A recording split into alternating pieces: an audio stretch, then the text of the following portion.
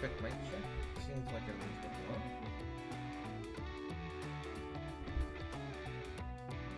Getting the teams down just a little bit here.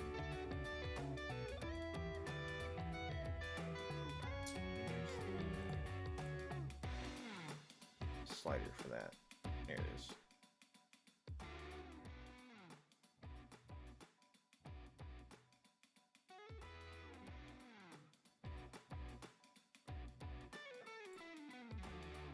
Okay, I hope everyone's doing well. Just bring the scene live here. Hello, everyone. I hope everyone's doing well. Today I figured we'd do something a little different. They had a special event called the Midweek Magic Event for something labeled Future Alchemy. Now, the event restrictions for this one. Hey there, Ricio. How things going? Thanks for the hydrate. Yep. But doing well. Had a little trouble getting things going a little bit earlier. The devices weren't wanting to connect for the purposes of like going to YouTube or Twitch for the stream, and I spent quite a bit of time trying to get that to work. So I do apologize for being later than usual. But for today's stream, I was planning on trying to do this Future Alchemy set effects that are event here. And I have a deck built for it called Mirum Dragons, because it's going to be focused around Mirum. But I do plan on following up the after we do this with some more standard. I have an Angel deck and a Cleric deck that I plan on using. Now, Angels I feel like will still possibly be around, although very different after the rotation. But I also think the Clerics is not really going to be a deck anymore, so I want to try to enjoy a game or so of that before it finishes rotating out. But in which case, the rules of this event is that we take a 60-card deck that is only the cards from the last year of Alchemy. So we're able to play anything from Innistrad Midnight Hunt on forward. And with that, I think we have a fun deck here. Oop. So, for this event, I made this thing called Mirum Dragons, and the goal is we are trying to play Mirum the Sentinel Worm. So it's a 6/6 flying creature with Ward 2, that whenever another non-token dragon enters the battlefield under our control, we get to create a token that's a copy of it, except it's a legend, except it's isn't legendary if it happened to be legendary. Hey there, Pearl. How are things going? I'm glad you like it. Was trying to set up this deck just to go with the fun event because it's not restricting you on what cards you actually own. And I actually don't have this many copies of Mirum. And I don't have any copies of the Wrathful Red Dragon, so I want to try seeing how these work out. But as I was mentioning, Mirum has the functionality that if we play a dragon, we create non-legendary tokens of them. It's the current weekly event. So here, I'll go back to the start here. So right at the home screen, you can see Midweek Magic Future Alchemy. And it says right in here that you can build a deck, and it says that you can use any cards, whether you have them or not. But it is restricting you to only the cards from Innistrad Midnight Hunt on forward. So that's why I figured it would be fun to build a dragon-focused deck here. So I was mentioning how we're going to try to put a focus on Mirum Sentinel Worm. With the focus is we just create extra dragon tokens. And I figured if we do that, another card that would combo well would be Cabaretti Revels. So this is an alchemy only card that is double red and a green enchantment. Whenever you cast a creature spell, you get to seek a creature with lesser mana value, then put it onto the battlefield. So this is going to take a random creature from our deck and throw it straight to play whenever we cast something that happens to have more mana. So if we were to play one of our 6-drop here, we could hit any of our 5 or less cards and just throw it onto the battlefield. And what that means also is, with Miram on the board, we'll get token copies of them because this is an ETB effect. The only problem with Miram on the pacing with the Revels is the card we steal out of the deck will enter the battlefield before. Yeah, it's almost like a cascade. You are correct. Basically, I think of it as just you end up going for a creature out of your deck off the top at random. But it's you can't stack the top of your deck for the purpose of it. But the cool thing about this is we can also end up like playing an Earthquake Dragon out of the deck and literally spinning it for any dragon. And Earthquake Dragon's got the special functionality that it costs X less to cast, where X is the total mana value among dragons you control, not named Earthquake Dragon. So, if we happen to get Miram on the board and cast one other dragon, more than likely, this will be free. But that's also not to say that we're not using a whole bunch of other cheap dragons. So we have the Scaled Nurturer, we have the Fearsome Whelp. We are using Orb of Dragonkind to help ramp us into our dragons, as well as make it so that way whenever we cast a dragon off Orb, we give it haste right away. We have Breath Weapon to be able to deal 2 damage to each non-dragon creature. We have Settled Wilds to go fetch us lands, because we are playing expensive spells. We want to make sure we can play them. And we have Atushi in the deck because it's a decent 4/4 body, 4/4. Now, I do think we have kind of this awkward rate on our cards. I'm not sure how well this is going to work, but I'm really interested to see how well the Wrathful Red Dragon will work, because if we happen to get multiple of these in play, it says whenever a dragon we control is dealt damage, we deal that much damage to any target. So that means multiple of these in play will cause multiple triggers.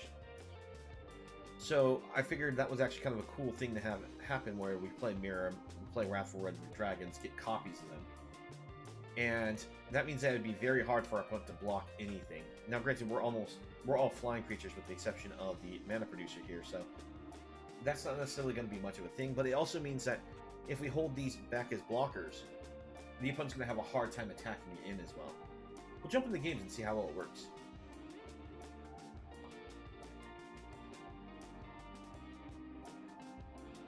Oh wait, I forgot I have to click here, hit play, because it is an event.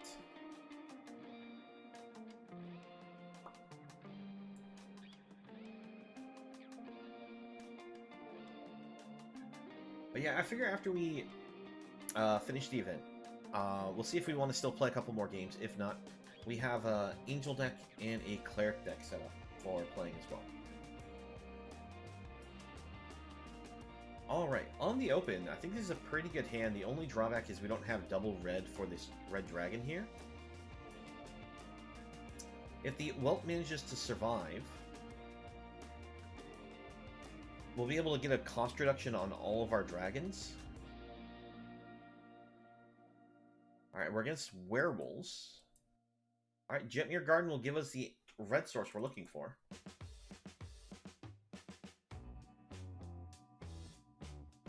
Hopefully they don't have a burn spell for it.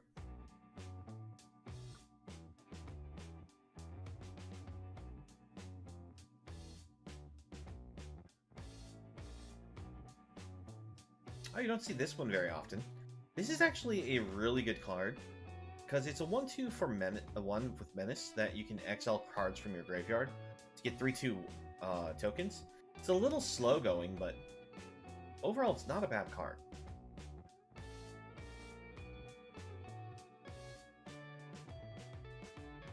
Alright, now if I remember correctly, Sticky Fingers gives them treasures, right? Yeah. Bring out our Scaled Nurturer. We'll attack in the air. Now, I'm not sure. I mean, this shouldn't be the cost reduction here shouldn't affect the Revels, but I'm not 100% sure about that.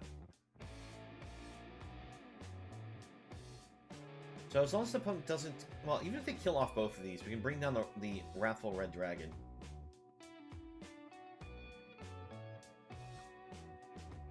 Alright, they clear shot. So that's +1/+1 until the turn, and deals damage to a creature they don't control.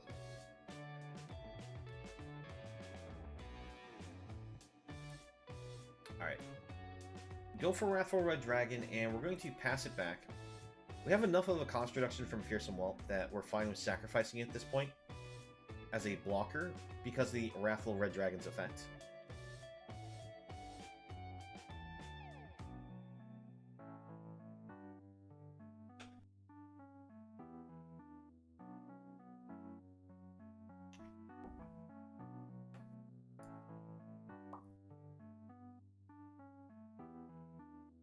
Now, all the ways that our opponent has to deal damage to our creatures is going to be through burn. So, Wrathful Red Dragon will definitely put in a lot of pressure on our opponents because of that. Alright, we're going to try for the Revels. And we're just going to pass it back.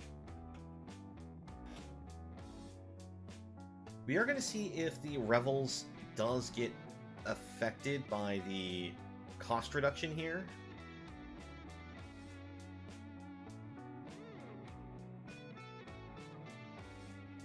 Okay, so block here, block here. What this does means that when the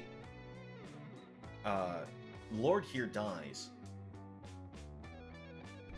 Oh, they're going to get first strike. Nice. No, it gets trampled. Because it's... During their turn it gets trampled, during our turn it gets first strike.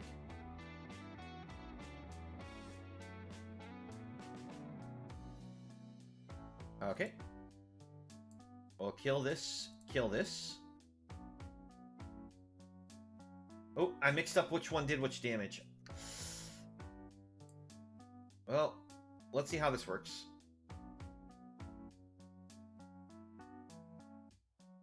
Opponent's turn.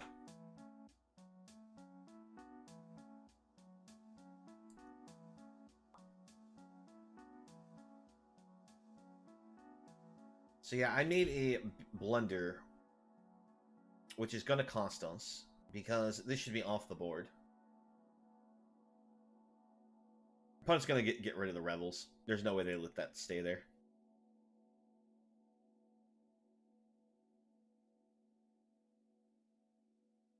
Yep, there goes.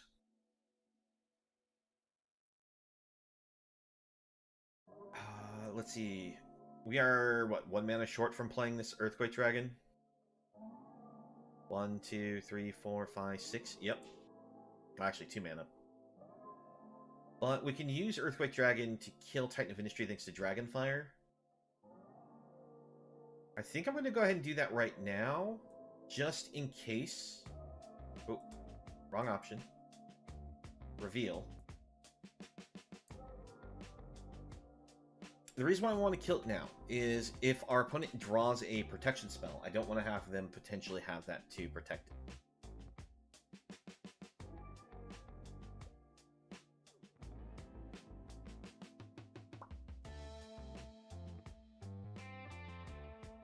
Alright, pack leader for our opponent. The attack with 4/4 we have to block with a 2-sheet just to protect our face.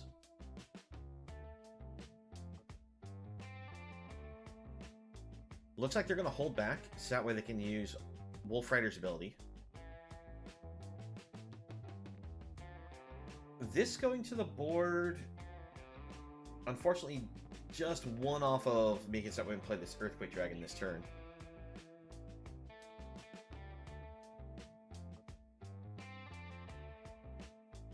And again, I'm getting punished because of when the damage triggers happen for the purpose of Wrathful Red Dragon. I mixed up which ones went where.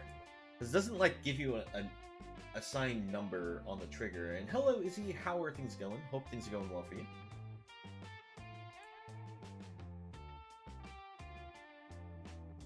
Alright. So, this will only cost 1. By playing this, we're going to get 2 of them because of Miram being on board. And at this point, we just hold up on the defense because next turn we just have an easy lethal in the air. Let's see, we sacrifice a land to return that to the board, so we'll just play the land, pass.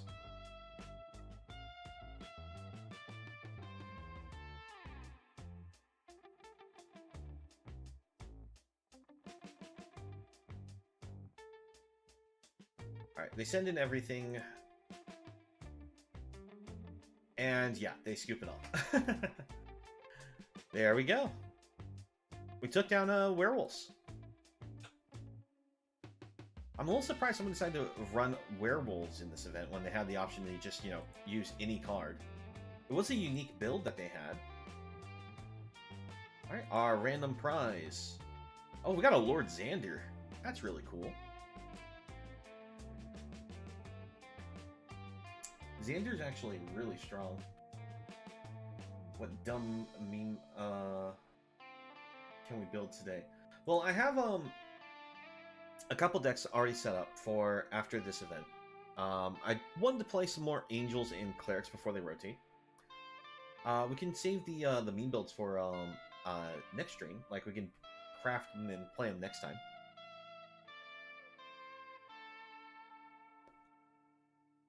All right. On the open, I'm going to keep this.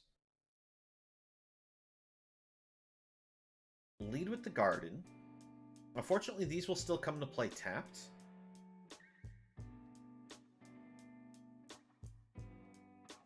Trying to figure out, do we go for the Scaled Nurture or do we just go for the Orb? I think if we go for Orb, we can also play Scaled Nurture and use Scaled Nurture for mana, so this makes more sense.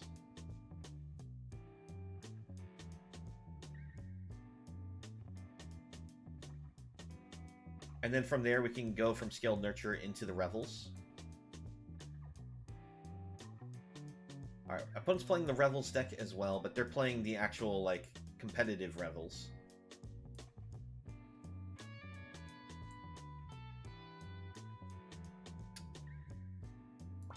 Alright, go for Nurture. Go for Revels.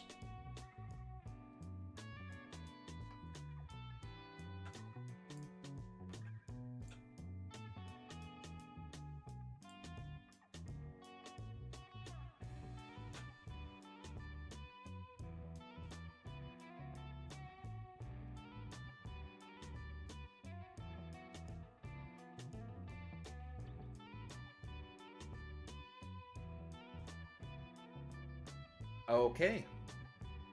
I'm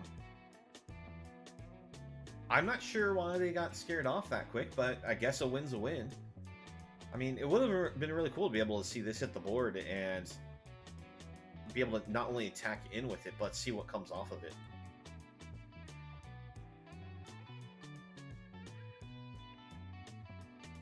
Alright, well that's win number 2 already. Let's claim our prize. And we get a Necro Duality. That is true. Zombies are actually going to be sticking around. So we could actually still have fun playing like black-blue zombies. I don't think... There's only 2 zombies that rotate out that are going to be sort of missed. One of them's the 1-drop that sacrifices for treasure, that you sacrifice for treasure all the time. The other one is the 3/2 white, but that one doesn't really see any play anyways, so... Alright. On the open, I think this is a really solid keep. So we get ourselves a turn 2 Whelp, then we can play another Whelp. Make this super cheap, potentially.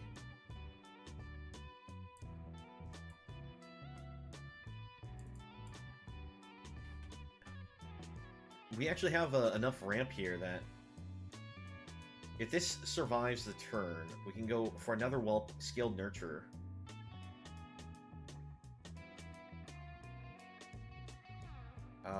Go for the Whelp. Go for the attack. And go for the Nurture. Alright, we have enough mana that we can play Mirror Mount. And any dragon we draw from there is just going to be value.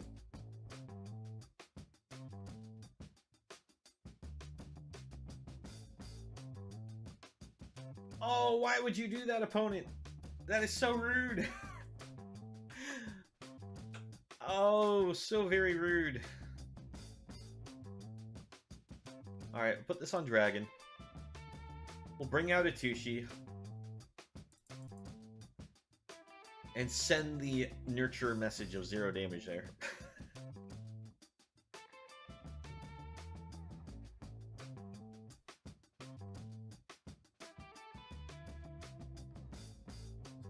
A Reservoir Kraken, okay. So we're against some kind of fight rigging deck.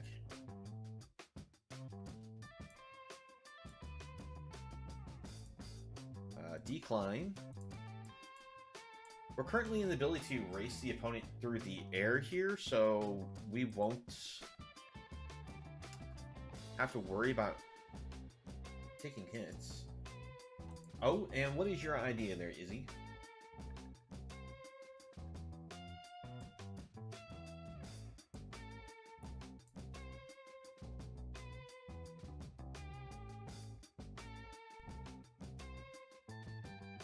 Alright, opponent's just passing it back.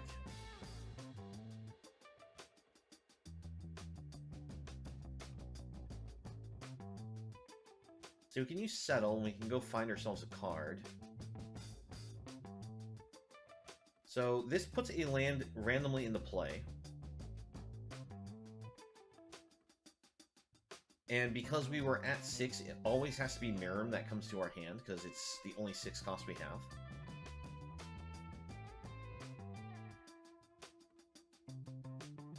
Alright, opponent Hero's Downfall on the Atushi.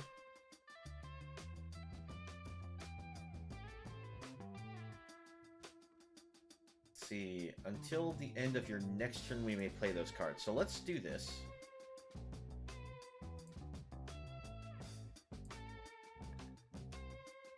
Go for the land, and we'll pass the turn. Thanks to Breath Weapon, we can sweep up all the little 1/1 tokens we give our opponent.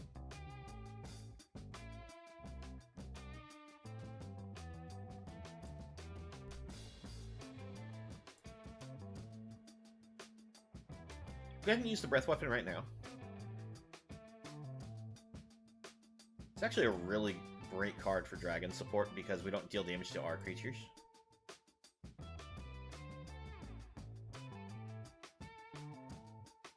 Alright, I'm going to hold the Mountain in hand as a bluff.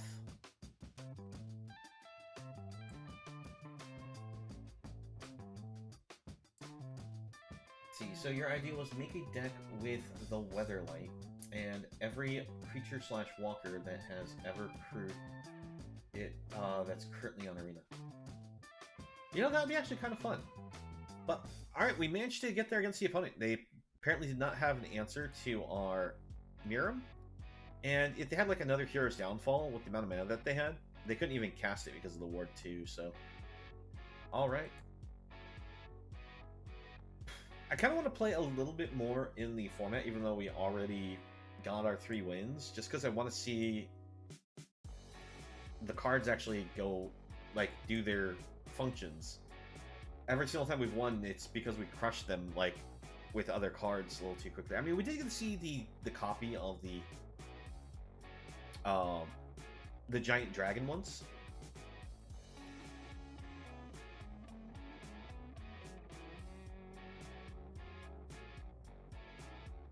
Oh, no, I understand. In fact, we also could just use the new card as well in the design process, but we'll see. We'll see what cards we can maybe think up for that silly like theme deck of playing the Weatherlight with its crew. That sounds fun. All right, on the open. Oh, Hench, are you serious? Thank you very much. I do appreciate that. Unfortunately, I still haven't been able to get the alerts fully fixed for that, but I greatly appreciate the sub.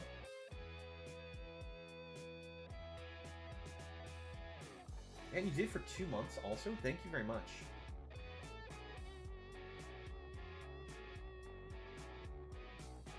Oh yeah, I understand what you're saying. Do like one version that's, you know, silly fun, the whole crew, and then do one like maybe serious build for the deck. We could do that. Alright, let's go ahead and keep this.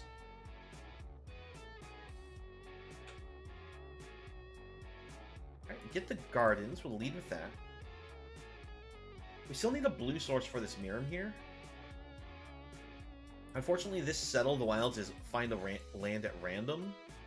So there's no guarantee we will get what we want.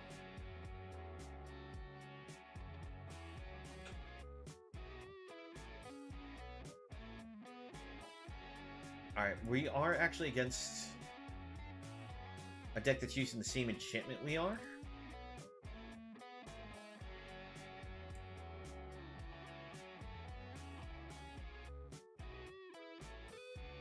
Alright, they got the Trelisara already.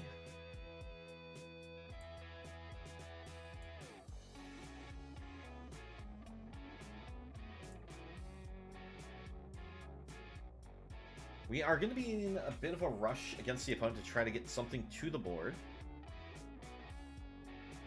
Alright, let's go for Settle the Wilds, see if we can find... I was going to say, see if we can find a blue source for Miram here, but sadly that was not the case. Alright, Inquisitor Captain, also Coco Captain, sometimes referred to as. So much life gain for the opponent means we're going to take a heck of a beating from this Trelisara.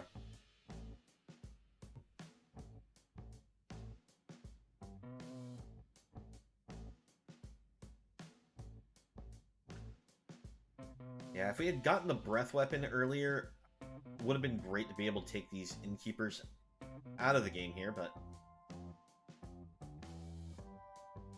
Alright, bring this down on Dragon. Go for the Atushi. Pass it back. Let's see. When this dies, we'll get 3 treasures. I'm trying to think if I can actually survive against this opponent. Because if they swing all here, we're still going to end up taking 6 damage, going down to 3. Nope, they've got this one. Because even if we get Breath Weapon at this point, all it does is it kills the Innkeepers and the Veteran.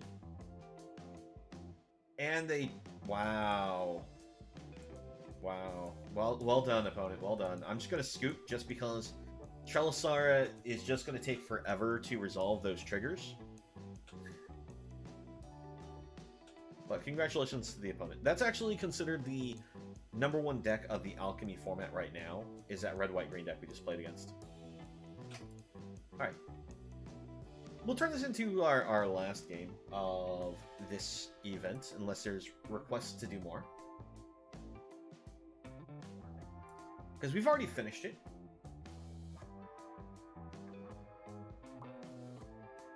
Oh man, I really want to keep this for these kind of cards, but we don't have the red sources to, you know, support this hand, so we're gonna hit mulligan. Alright, we'll keep this one. We'll put the land on the bottom. I'm gonna go greedy on that.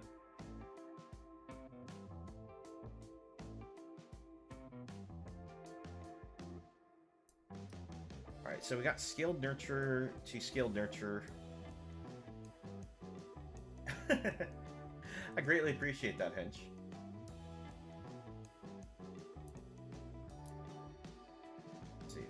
Probably be 5-color pile with very little synergy, but would be fun. I do agree it would probably be just a pile of cards for that Weatherlight idea there, Izzy, but it does sound like it could be fun.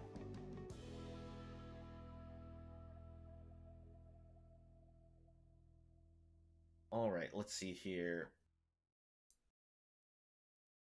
Let's go for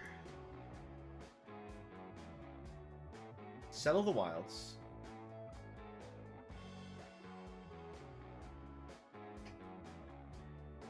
Selling the Wilds now just because it guarantees us the Atushi. Alright. Opponent's going to play with some more fire. It hurts. I think next turn, if we... I'm hoping to draw an untapped land. That way I can go land, nurture, hold up the untapped sources to go Breath Weapon.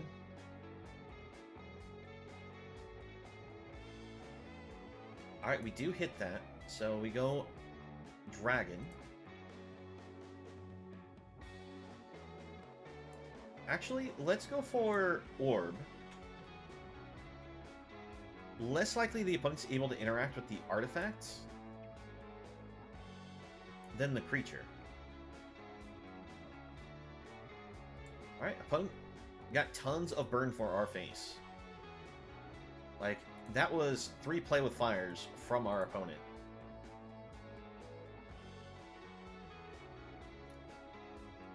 Alright, they move to combat. We give a breath weapon. As long as they don't have some weird pump spell, we're good.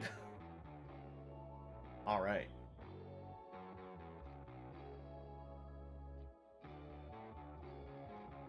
So let's just go for Mirror right out. From here, the opponent just scoops it up. Alright. I was actually planning on maybe going use the orb here, use nurture, use the nurturer's haste to play Atushi, so that way we immediately gain the life. But I felt like going for this first is a card that the opponent's not likely to be able to interact with, and then we can double up the amount of these that we get to the board. But there we go, we take the match. So, playing in the event, we went 5 and 4 with this deck. And if you want to build it, since, you know, all the cards are considered free for this event, you can go ahead and take a look at the cards right here. We went with double Dragon's Fire, 2 Fearsome Whelps, 2 Scaled Nurturers, the Carnelian Orb of Dragonkind, we did 3 of these, 3 Breath Weapons, 3 of the Settle of the Wilds, 3 Cabaretti Revels, where we only saw it really 1 time, 2 Atushis, 4 Wrathful Red Dragons, which, again, we did not really draw this, 3 Mirrors, and 3 of the Earthquake Dragons. It worked very well, and I honestly was, when I was putting this together, not sure how well this would work, but there you go, there's a fun deck idea. Make sure when you use your mana base, you add the Secluded Courtyards to help make sure you can play Miram, because we're not actually using a whole lot of blue sources in the deck, and this just mana fixes all the dragons, so definitely a highly suggested card for the deck.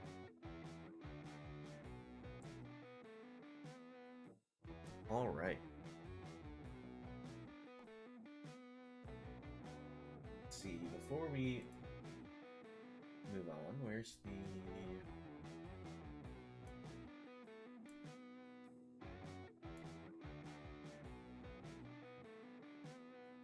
Oh yeah, there's something actually on the spoiler list that I want to show off from the new cards that were revealed today. Because I know everyone here loves their silly fun cards, because we were talking about how cool it would be to copy cards earlier. I saw this card get revealed, Vesuvian Duplomancy. Now, whenever you cast a spell that targets only a single artifact or creature you control, you get to create a token of it, except it's not legendary. So this means that if we just play like a simple blue-green deck and use cards that like give our creatures like hexproof and stuff at targeted speed, we'll be able to, in response, like protect our creatures and then get copies of them, and it would be really cool.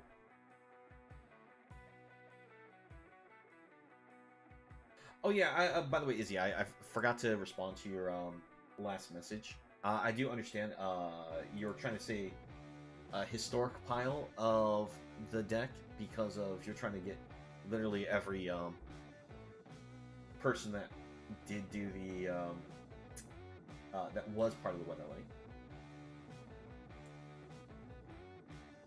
Now I'm not sure how many. Oh, I've reached my deck limit. No! Let me delete some old decks again.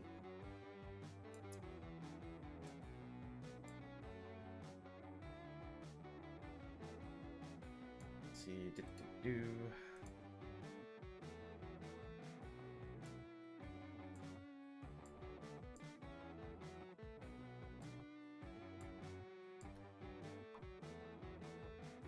Alright, there's a couple decks deleted, so you have a habit of not deleting decks. Let's see, historic. The thing is, I know I don't have a lot of these cards because I don't have Captain Sisay itself.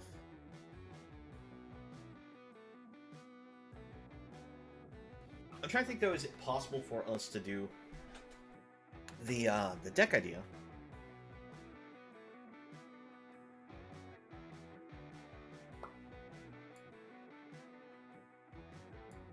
I mean, the thing is, I wouldn't mind trying to do the deck idea, but it's hard to say that I want to invest on some cards that I'm like probably never going to use for rares.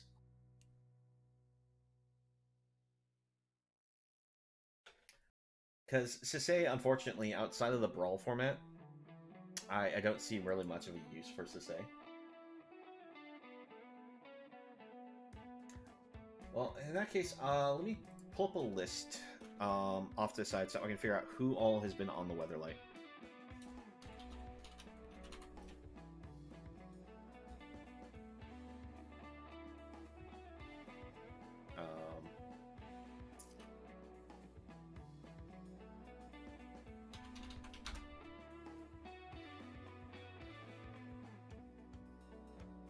Because I know the original crew of the Weatherlight, which aren't a part of the a lot of the cards that we can get right now.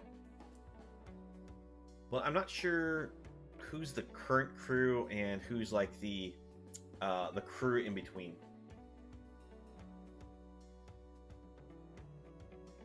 So let's see.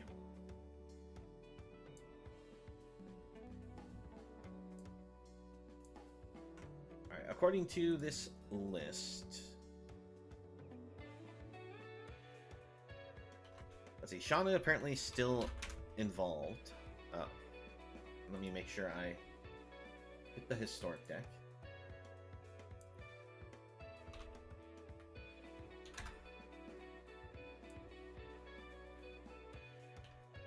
Let's see.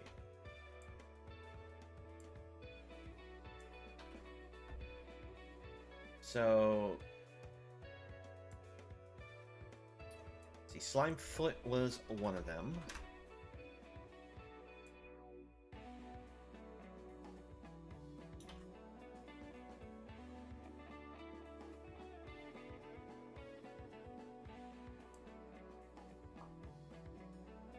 Yeah, that's what I'm trying to see, like, which ones do we have here?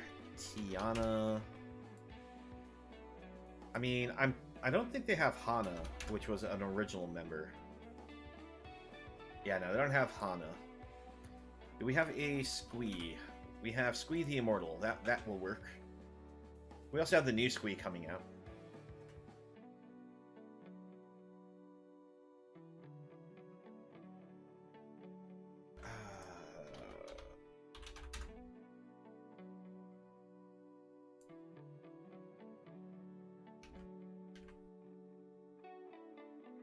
Raph?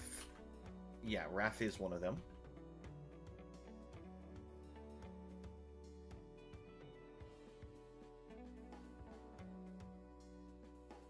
Arvid. Because somebody has to be a cursed vampire. Because I don't think we have, like, Miri or Soren. I mean, not Soren, oh shoot, what was the old vampire's name? Karavik? Yeah, he's not in the list that we have.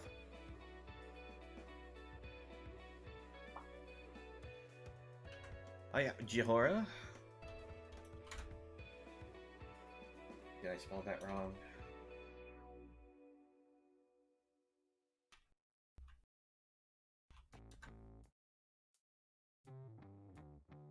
Yeah, because she became the captain after Sisay.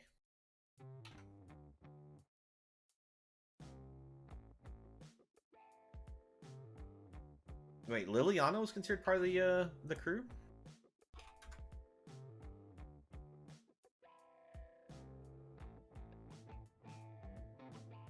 I'm just gonna put a copy of Lily. We can figure out like which one we want to use later, but I'm just gonna grab one for now.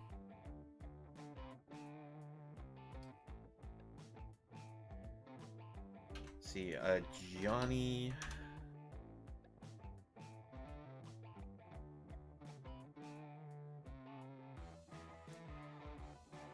So yeah, the different versions of Johnny, that's probably one of the better ones.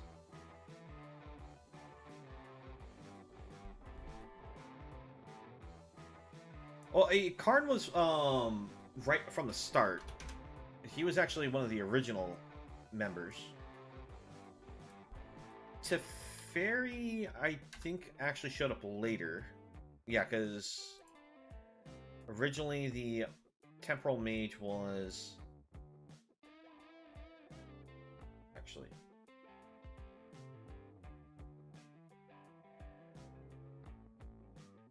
Yeah, we'll use that Teferi for now. Basically, the entire Gatewatch was part of it at one point.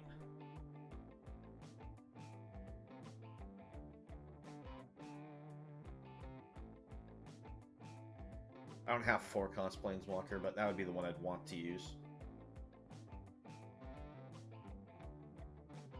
Maybe that or this one.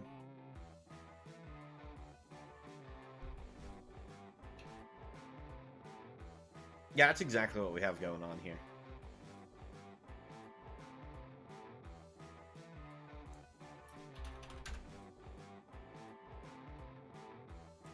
Jaya is just so bad. Like, doesn't matter which version of Jaya you use, she's not very good. Although, actually, what's her new one supposed to be like? Do we have a release on her? I think we do.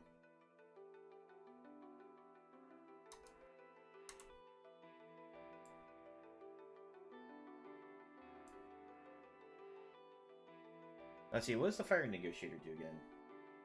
Oh, that's right, it's the...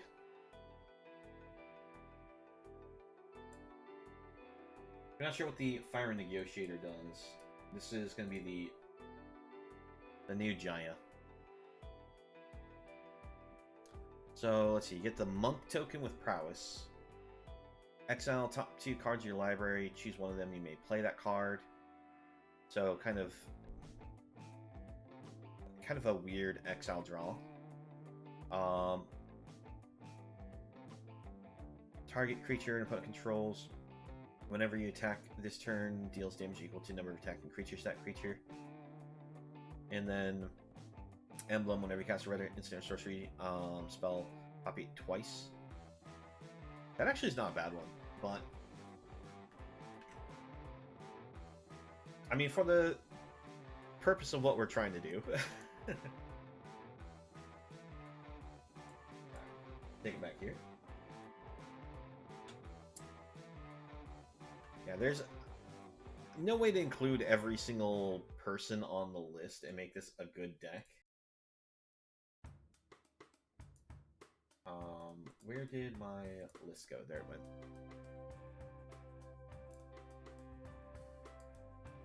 What do we have in here so far? So we got Chandra, Jaya, Avrid, Tiana. I mean, just including all the members makes a 60 card like one of Jank deck.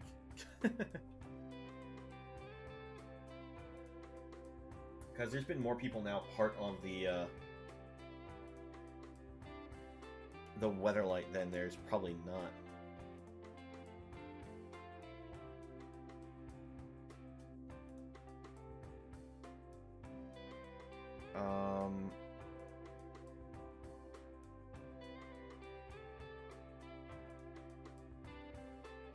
Let's see, we got Tiana, we got Raffin, we got Arvid, we got Slimefoot, Jaya Karn, Chandra. Let's see. Just want to double check, make sure. Okay, yeah, we don't have a version of Crovax, like I thought. Who is that legendary black creature that we have that I'm forgetting about? Like, it's not part of the crew, but there's just a different card that I was mistaking. Oh, okay, yeah, Karavek was what I was thinking of when I was trying to originally think about Krovex's name.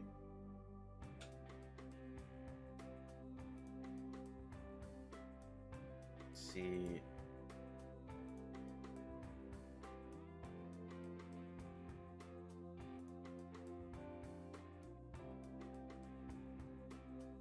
Didn't we already add a Gideon? Oh, no, we didn't add Gideon yet.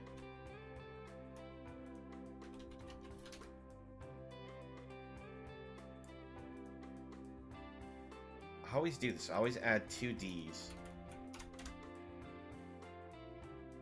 I don't know why I do that.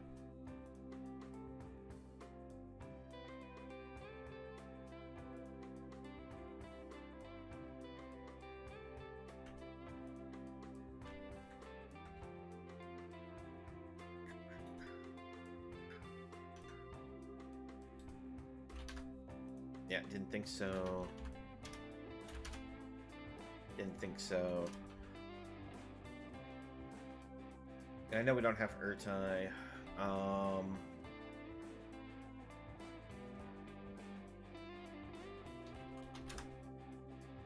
guess we can include the Triumph of Gerard as a spiritual succession, like a spiritual way of including him.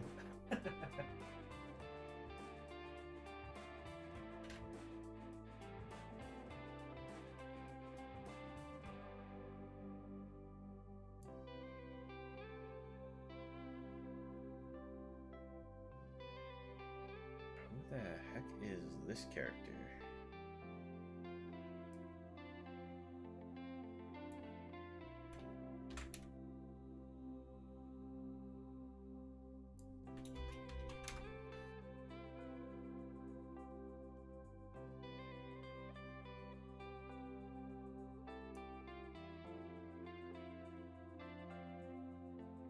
Yeah, no, that's not one that's coming up as an actual card, so. I think this is all the cards that we can pull of characters that were part of the Weatherlight that are in Arena. Currently in Arena, I should say. Well, we don't have the ship yet. Oh, I guess we have the bad ship.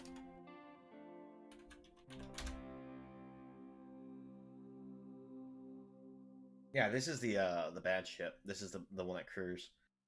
We're looking for the good ship though. That's going to be coming out. The one that gets fractionized. There's no way to play this card right now. Not with this deck. Like this just does not work.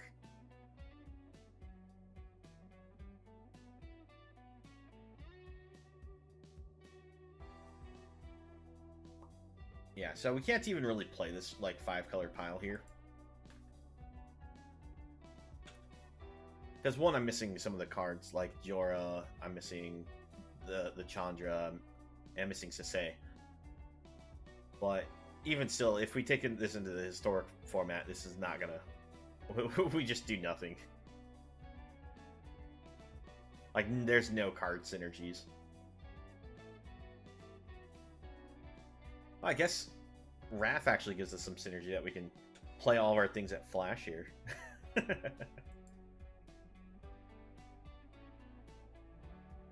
But I'll save this for later, when the set comes out. And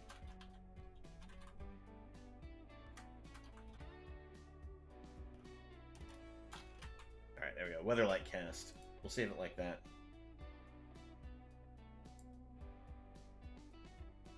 Yeah. I mean, I'll see about playing with it more later and making it maybe a playable deck. But for now, let's actually play some games. So, oh yeah, the deck ideas that I have for today, I have Angel Beatdown as one of the decks I was planning on playing.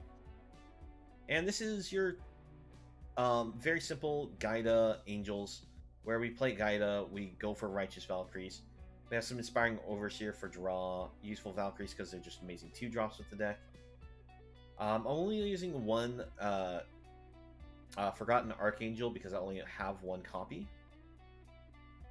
But we also are using Kaya in our build. We have some Retribution here, some Stormhide Unleashed, as well as a Haunting Voyage. So we'll see how well this works. This version of the deck might not work out so amazing with the Haunting Voyage, because I use a lot of token-generated angels with this build, but I decided to put a one of Voyage still just because it seems strong.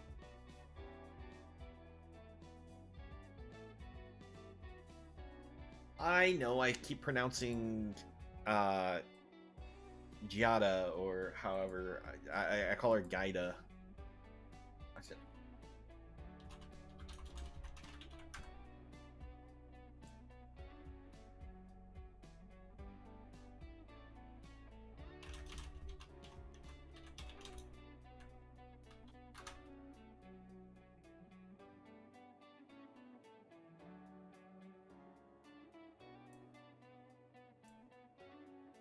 Jada. I guess Jada is how you're supposed to pronounce it.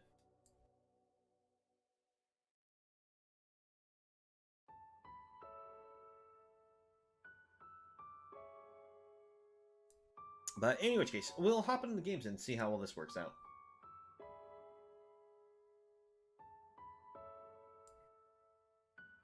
Oh, I didn't. I thought I was trying to switch the format with that click.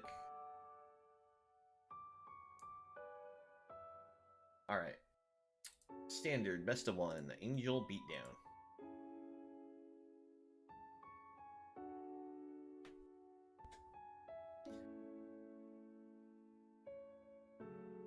Yeah, with this Angel deck, I'm not relying on any sweepers. I'm just relying on spot removal.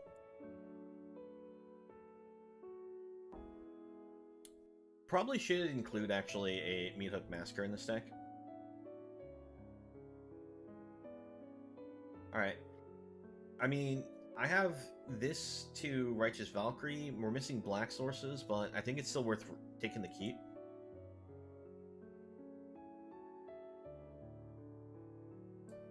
I'll leave this tapped.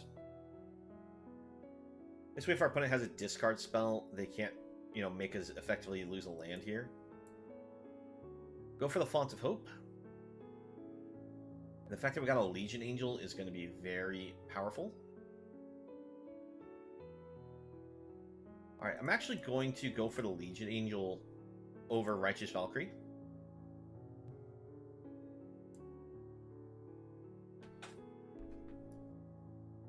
It lets us actually swarm for a lot more damage faster.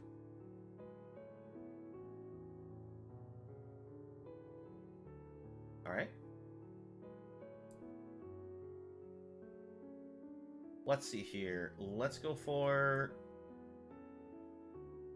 another Angel.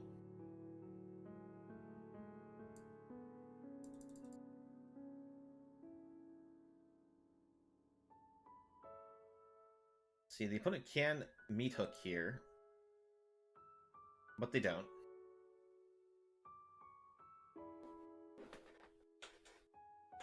They get a Meathook Massacre off that. That is enough to actually sweep up our board. See, they can do Meathook for 1, 2, 3, 4, 5 if they play a land. So if we go for Valkyrie now,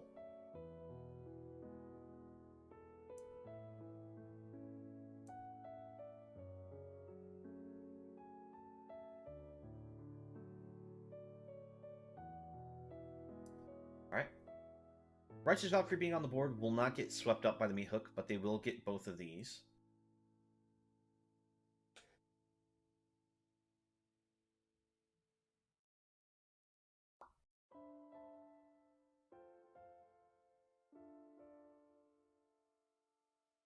Okay.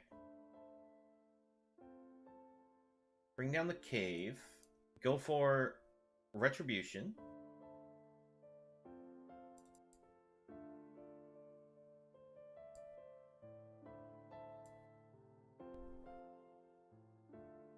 Opponent duresses us, then get the other Retribution from our hand.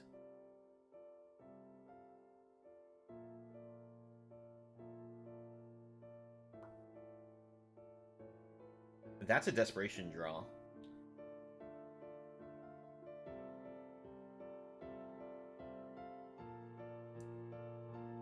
Go for Angel. Gain up to 27. These become active, which is lethal. Good game, opponent.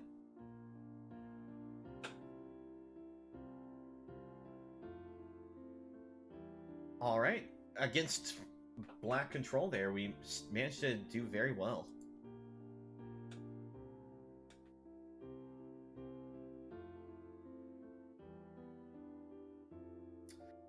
See, Hum of the Host seems fun. Really sucks that Magic does that.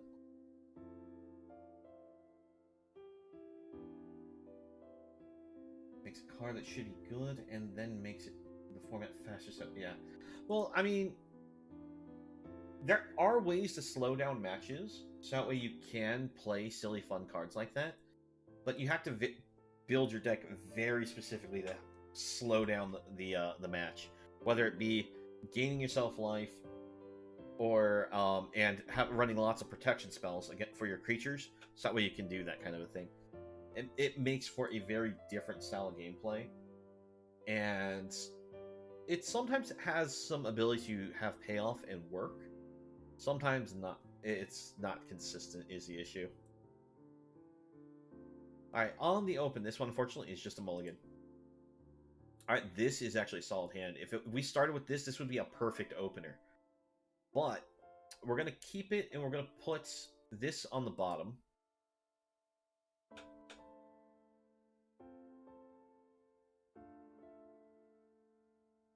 Alright, white-blue for our opponent.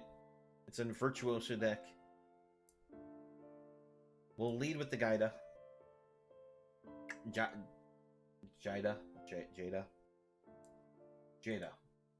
Yeah, you're going to eventually get me to pronounce that right.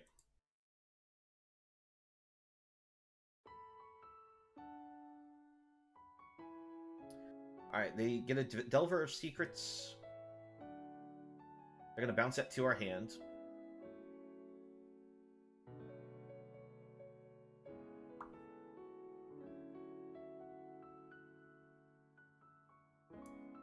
Go for a Righteous Valkyrie.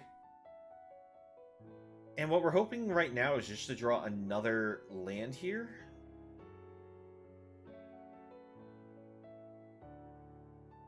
Because if we can draw an untapped land, we can go for Font of Hope to Youthful Valkyrie and gain a ton of life.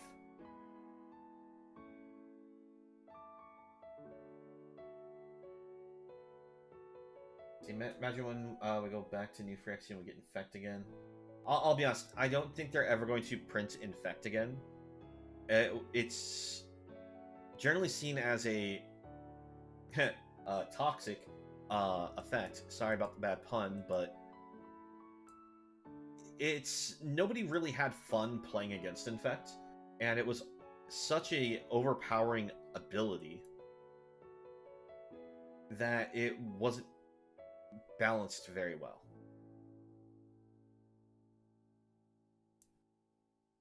Alright, we go for the attack.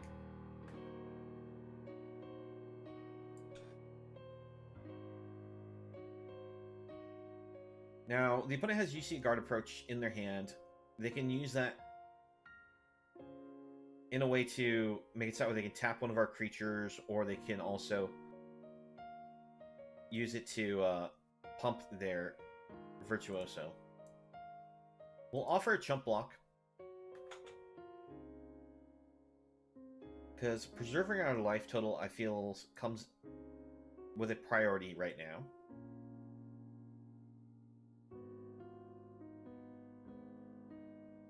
Go for the Righteous Valkyrie.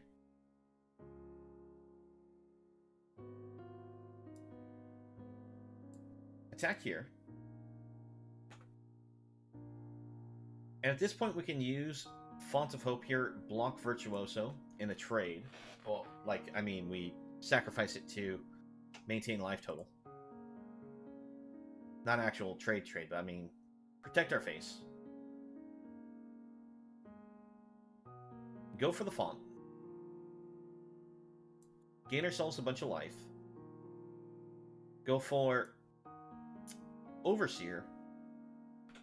Make sure the Overseer triggers first, because then we get a lot more life off these Righteous Valkyrie triggers. And that's enough to send the opponent scoop. Because each one of those Righteous Valkyrie triggers was going to be an extra 8 more life. At that point, we're just fine taking 10 damage from our opponent.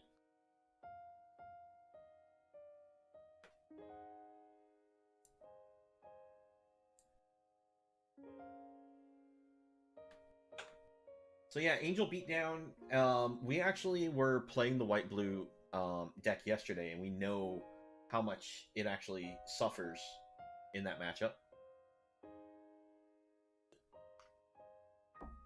I'd say Toxic, yes, but it was better than Alchemy and the hardcore pushing Alchemy into everyone's face. Well, here's the thing is, I don't ever want to see that ability come back ever. Personally. Make it so a creature that whenever you deals damage in the form of -1/-1 counters, and then also deals damage in the form of poison counters, means that not only do I make sure my opponent just only has to take half the damage to normal, there's no way to heal poison. So unless they actually put in answers to poison counters, there's no way I want to see that come back.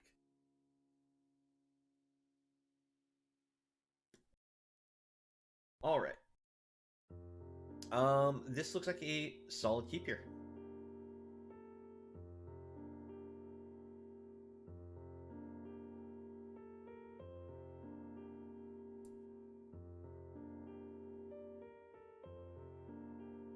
But yeah, no, I actually am more fine with like Finn the Fangbearer style infect than I am with proper infect. Because it's a lot more balanced to deal with. Now, the other cards that would be an issue...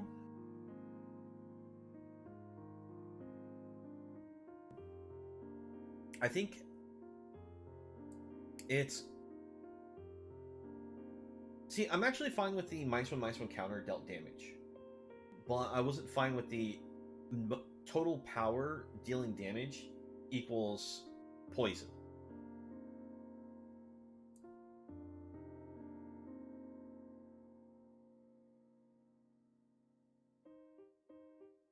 Alright, let's go for this on white.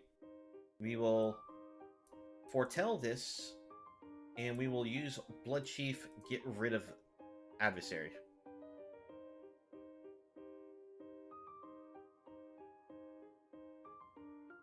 Alright, Cavalier for our opponent. Go for the font, get rid of Sunrise.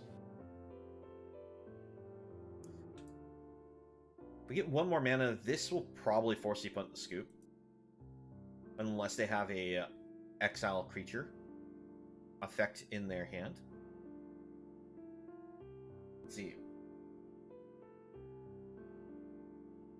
I think if they do bring it back, they would bring only one card back, and that would be Decimator Web, because it's good but kind of slow. Now, my issue is just it's when they bring back a mechanic like that, is they would do it like they would with all the other old sets. They bring it back for an entire like ability for like a theme for the cards. They wouldn't normally would not just do it only for one card and call it good. All right, since it's nighttime, we don't have to worry about them just playing a creature and exiling our angel here. I'm surprised they didn't play anything though last turn. I guess it's because they were just holding nothing but burn spells, and we're waiting for us to put something worth targeting.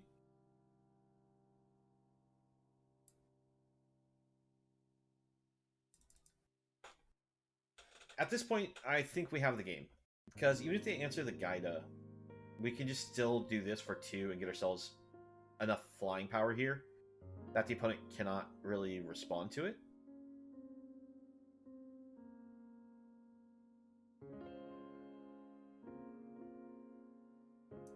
Because let's see, if they chose to do the 6 damage, like if we didn't have this life linker that they had to kill, they could have done that 6 damage to our face and maybe have been able to finish it out with burn, but... Alright, so there goes Jada.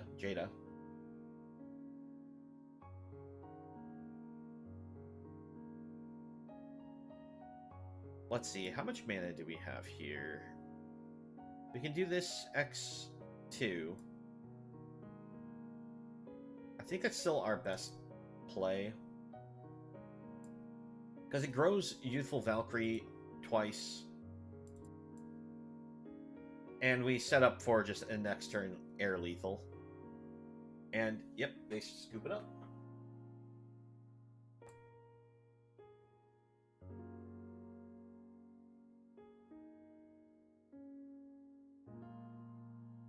Oh, if we got this, that means that it's a duplicate we already have. Yeah, because I already have 4 Torrens.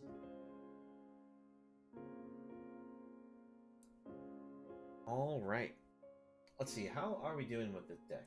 We've only played a couple rounds with this so far.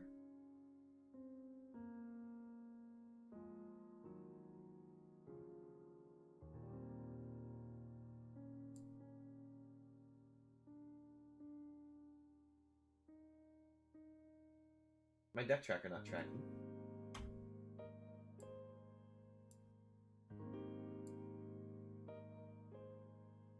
Alright, it's open. It should be working.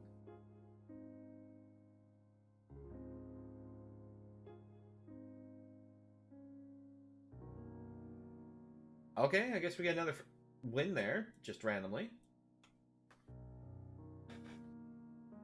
We'll take that. I'm gonna close the game, reopen it. Maybe that will... No, my tracker says it's here. Why is it not... Why is it not working? Did I not put myself in the ranked queue? I'm not in the ranked queue, that's why. Ah, I'm such a fool. I thought I was in the ranked queue partially because we were coming against, like, rank level decks.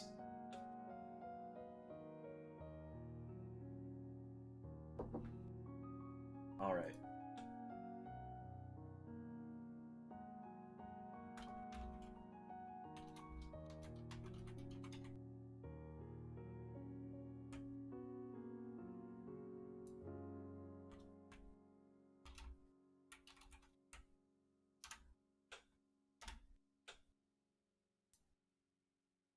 Alright.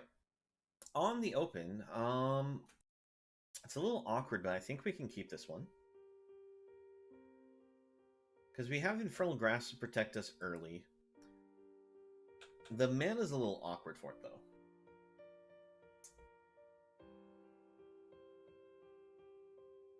Well, one, I don't really remember Decimator Web off the top of my head. Let me take a look at it. But I just know that they won't bring back a keyword mechanic only for one card.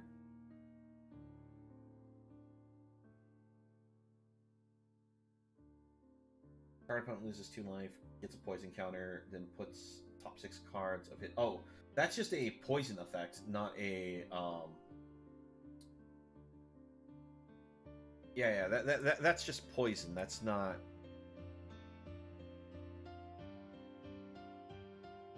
See, poison itself I can deal with if it doesn't like have something that just ramps all the counters out real fast.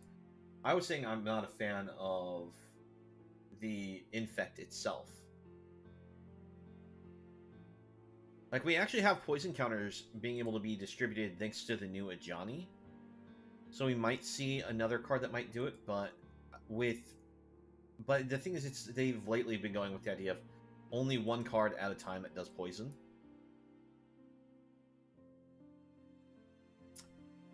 Alright, so we're against black-red that is using Smelter, which means that they are a Oni Cult Anvil deck. Righteous Valkyrie coming down this turn means that we can, when we go for the Retribution, we'll be able to get ourselves 4 life if this sticks. If it doesn't stick, we're still going with the idea that we still at least have a 4/4 Angel. Alright. 4/4 Angel to the board.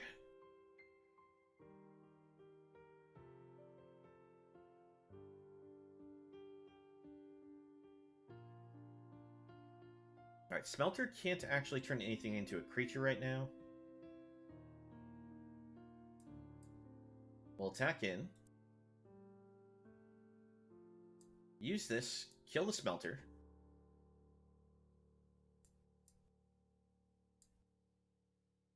Tap like so. Go for Overseer.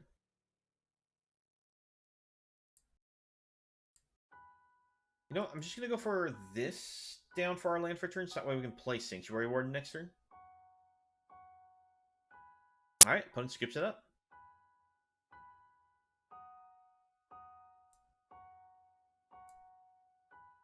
I mean, by the way, as for your card Decimator Web, you spend 4 to give your opponent... You make them lose 2 life, and then they also get a poison counter, and then they mill 6 cards. That card never saw play from what I can remember, just because it was such a slow-moving card. But if they were to print something like that, I don't think it'll ever see play. I mean, it'll be interesting, but I don't think it'll see play.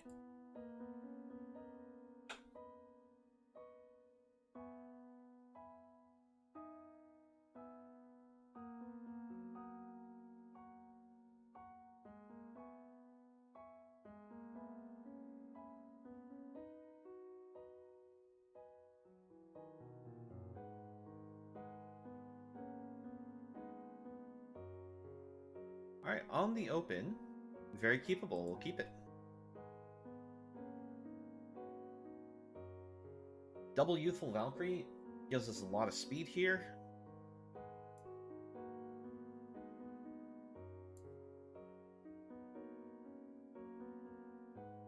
We just have to hope that the opponent doesn't 3 mana or 3 damage burn our Valkyrie here.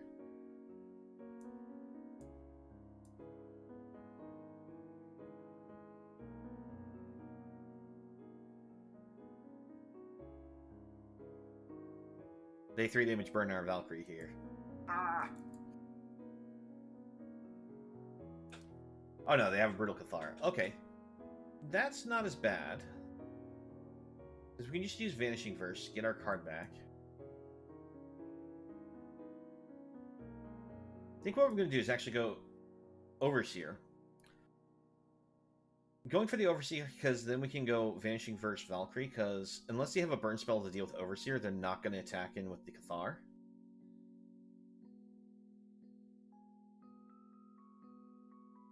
Yeah, see? They won't attack with it.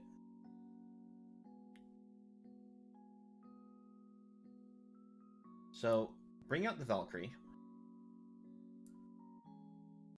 Vanishing Verse the Cathar. Grows the Valkyrie. Next turn, we can use Bloodchief Thirst and... Oh, jeez, another Cathar. Alright. Well, we blocked to save some damage to our face.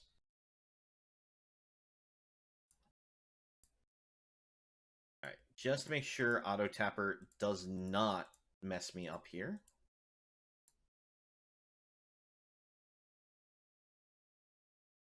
Kill there. And kill on an Initiate. No attacks.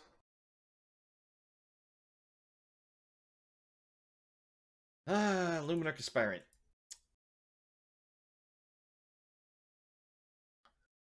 We give a double block if given the opportunity. We are not. So we are forced to just sacrifice block. Opponent just perfect card draws everything here. Ah, this is sad, because this going on the board does not save us.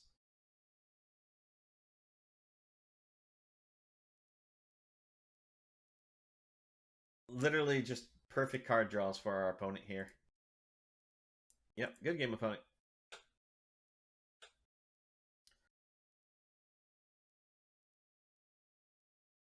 Oh, Yeah, see? Perfect card draw. Doesn't even need to attack us.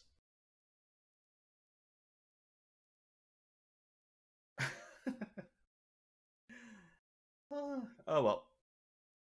I felt like we had a pretty good hand. The problem is it's the opponent just had a better hand.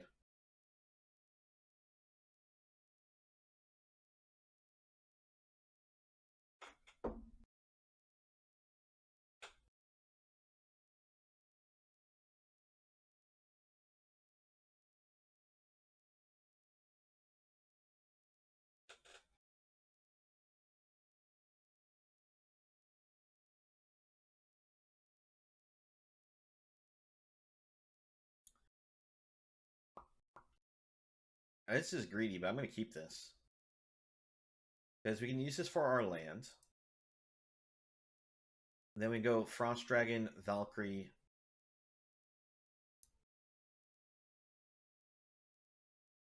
Depending on what the opponent does, we maybe go for Valkyrie Bloodchief's Thirst. Gonna go for the Overseer, even though this is technically less damage in the long run. But it makes it so that way we can go Valkyrie Valkyrie in the same turn.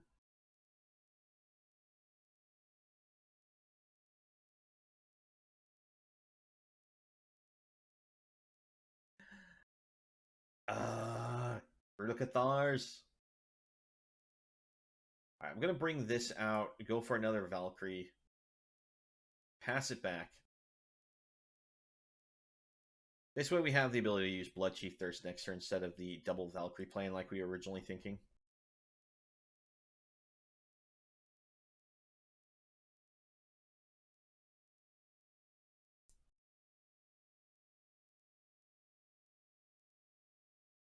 Alright, pack leader for our opponent.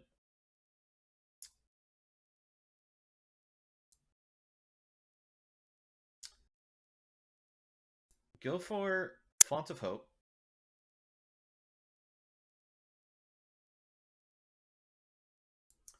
Go for Valkyrie.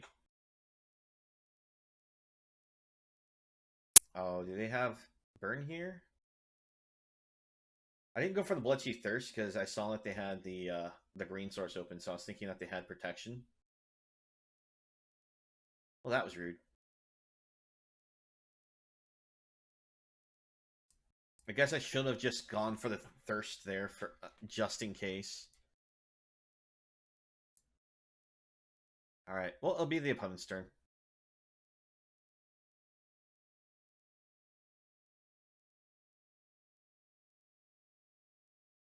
Now, I'm not sure if they are a werewolf deck or a human deck here.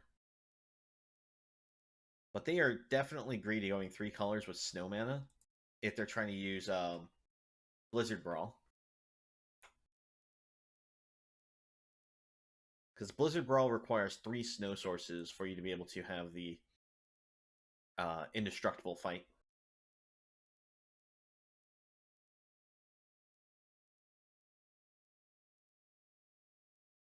I think it also doesn't even provide you the +1/+0 unless you have the 3 snow as well. Let's go for the Forgotten Archangel. This means that the opponent's going to have to use 2 spells in a turn to flip Brute, and if that's the case, they probably don't have protection mana or protection spells for our Thirst. If they're planning on using a fight spell right now, well, they're going to use it. They may save it for trying to fight the Archangel, because we know that they have Inscription of Abundance here. Because if they have 1 more mana, then they could use the Kicker to be able to put 2 counters, do the fight, so it'd be actually 5 against my R5 toughness. Okay, that threw me off. I would have figured they would have saved the Valor Stance to actually use on our Archangel.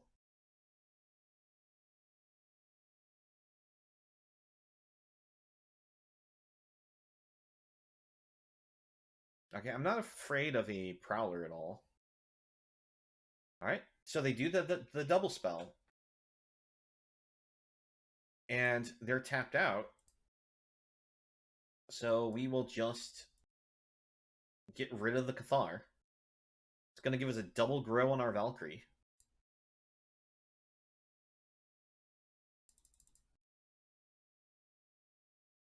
Give the opponent GG's. I know it's a little early saying it right now, but it's not really. The opponent's been stuck on 4 mana. Yeah. So, opponent, it seems to be running red, white, green werewolves with Goldspan Dragon. Kind of an interesting build.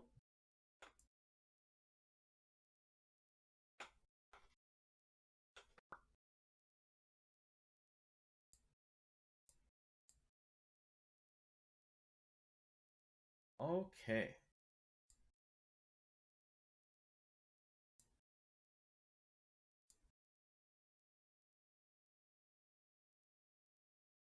So currently we are 2-1 with the deck since we joined the ranked queue.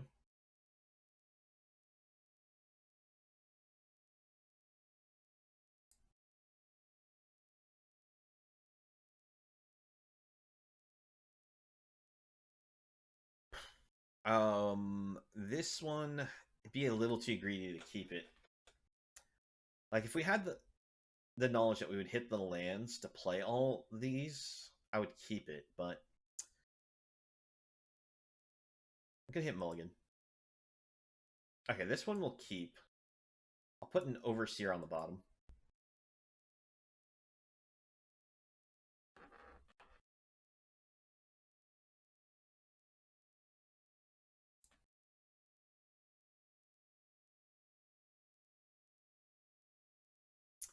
So let's see, we can go for the Awakening for land 1, Pathway land 2, Jada, Font of Hope. Then we go for turn 3 to the Overseer, unless we see something else.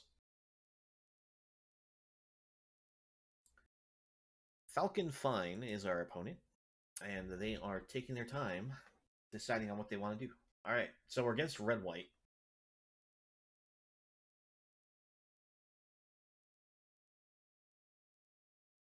Now, this is our one of in the deck, just because it does have a triple black.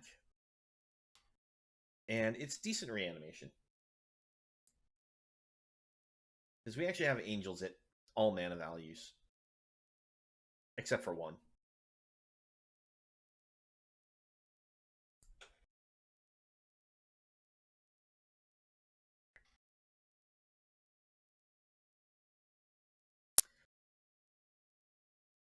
There's actually a new angel that's going to be coming out that I think is going to work out really well in the angel deck.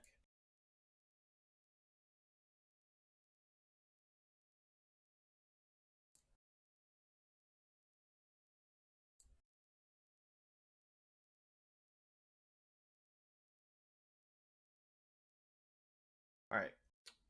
Opponent is the think everything out as long as they can to play all their things. It's a little annoying, but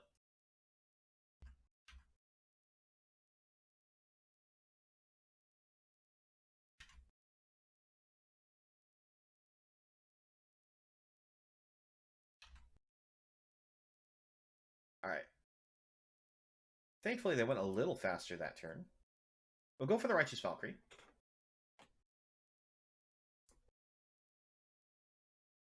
I mean, that's a great top deck for us. The only thing that would have been better is maybe something to actually answer the Aspirant.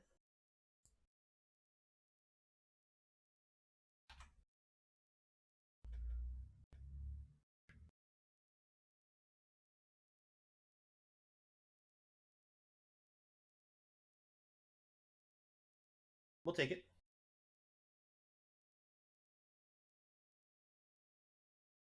Alright, opponent's going to double burn the Valkyrie.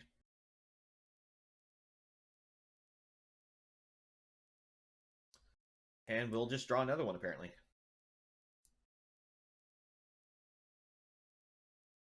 Now, let's just hope the opponents run out of answer spells for our cards here.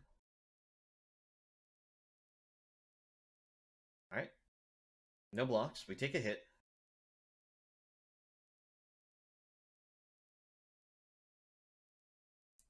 All right. Go for the Overseer.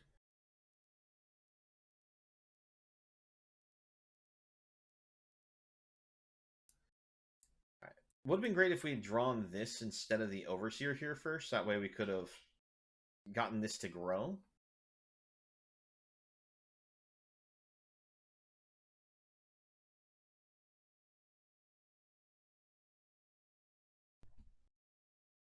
If we're forced to block with the Valkyrie, we lose. Kami's Flare for our opponent. Yep, that's just good game. So, opponent could not stop hitting answer cards. Because if you look at all the things that happened, it was Lumeric Aspirant turn 2. It spun out of control because burn, burn, burn, burn, and more burn. And we hit 0 response spells.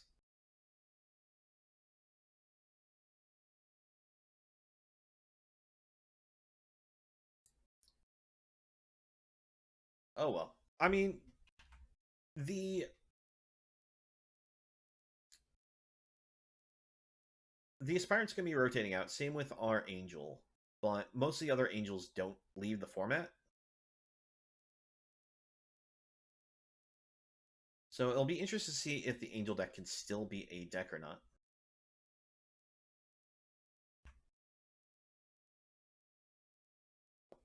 Because this one's going to rotate because of call time.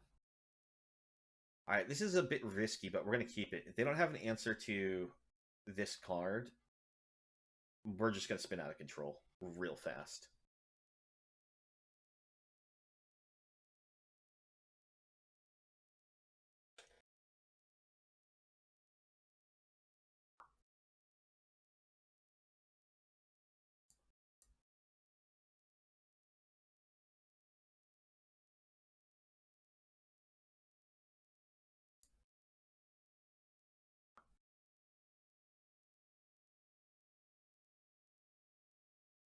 Alright, King Louis, what is your play?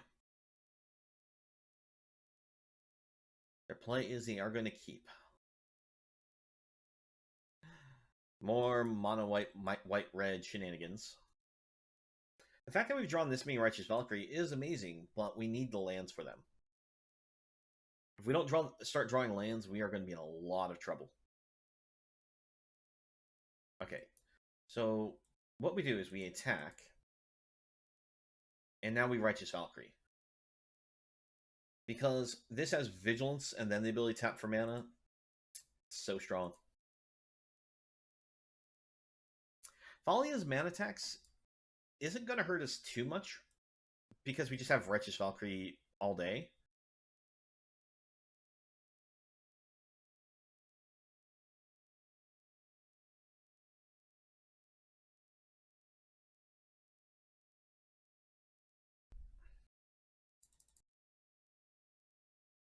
And yeah, even if we get hit, lose some life here, we play another Righteous Valkyrie, we easily peak ourselves, and we get ourselves +6/+6.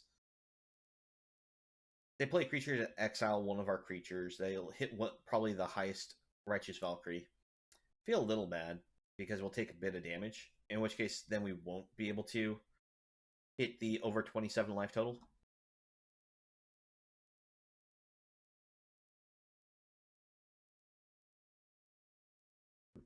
But if they attack us, we just take it. Alright, no attacks from our opponent. Go for another Righteous Valkyrie.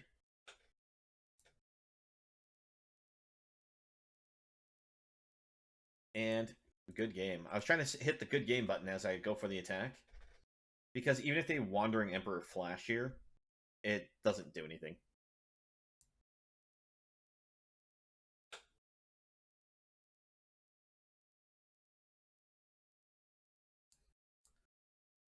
Alright, Thermo Alchemist.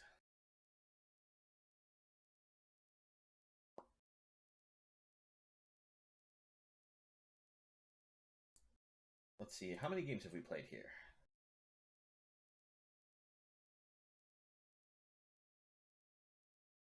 Alright, we'll just do 2 more games, and then we'll call it that for the Angel Beatdown deck.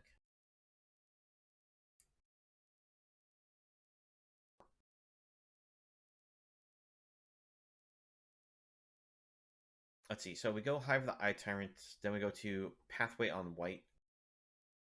Go for Gaida unless we have to Infernal Grasp something, then it's Sanctum.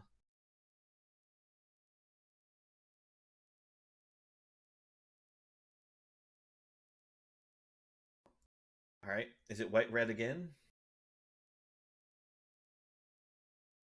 No, it's red-green. Okay.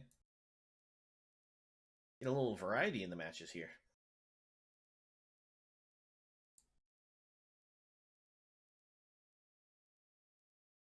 Oh, okay.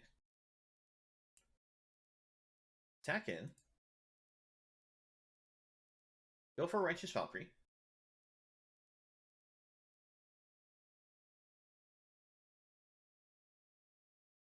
I could have probably, or probably should have, Infernal Grasp played Valkyrie here. But I guess that's not going to matter.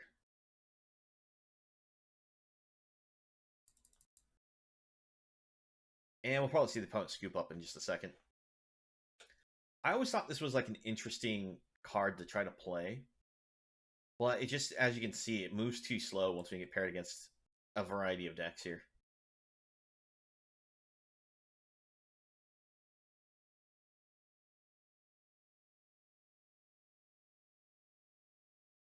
So, yeah, we'll go for another one of these. And good game, opponent. The thing is, I could have also just played Youthful Valkyrie, gotten the same kind of results.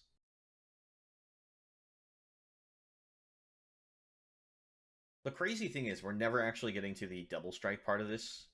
It just... They either die because we resolve the 4-4, but yeah, it's kind of crazy.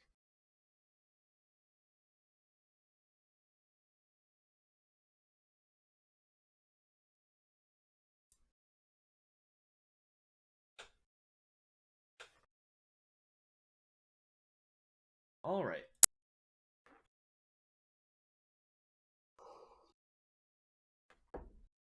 We actually have a very positive win record with this deck.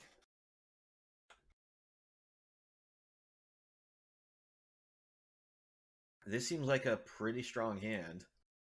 Problem is we don't really have a turn 1 or a turn 3 play with it. And if Jada gets to survive, or if Jada gets to survive, because we got to pronounce our G's like J's apparently for proper pronunciation. So Jada survives, we can play Legion Angel and just Legion Angel away. But we're against mono black, so I don't feel like that's going to happen, but we still just run for it. Oh, we do get to do it. Well, thank you. Let's see, from here we go land another angel. Or do we just kill...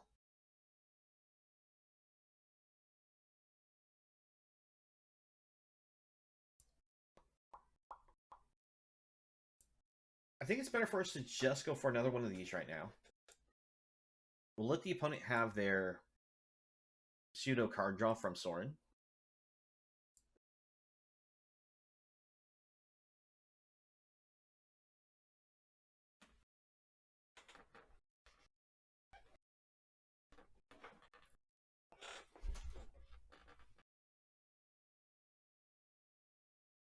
Okay, so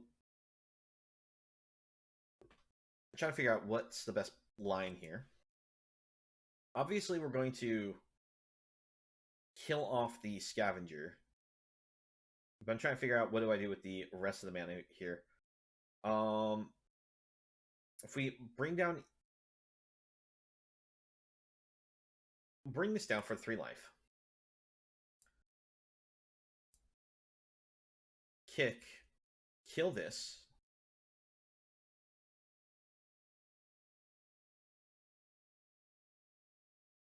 Go for another youthful Valkyrie, and we'll just send these both at Soren.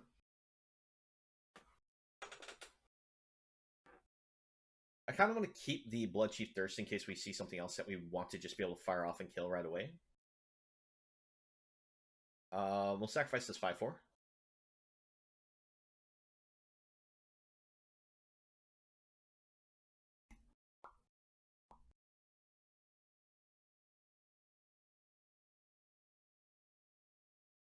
One, two, three, four, five. Yeah, I'll block it.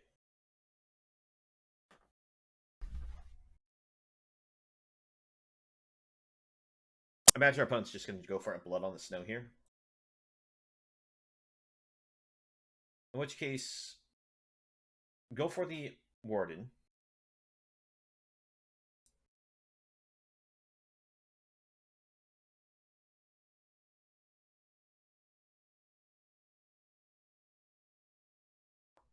Actually pull a counter off the Valkyrie for the draw.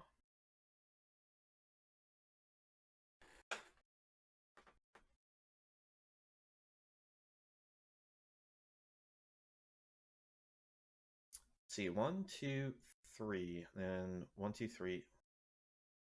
So we actually can do an X4 Awakening next turn if they actually sweep.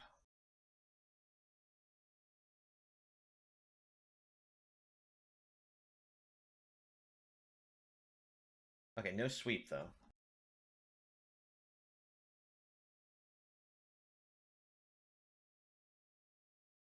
We're looking at lethal against our opponent, so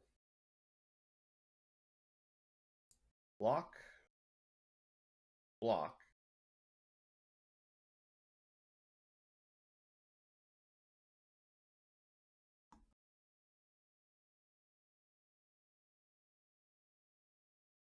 Okay. Yeah, that's them being dead here. Good game, opponent.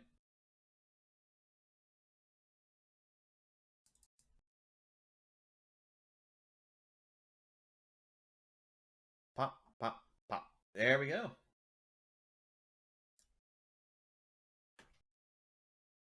Yeah, so as much as they wanted to get rid of Jada there, in order for them to survive, they would have had to have killed Legion Angel.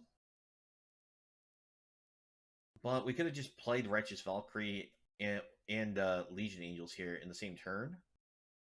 And that would have grown Youthful Valkyrie enough that we still had lethal. So, yeah, they were dead either way.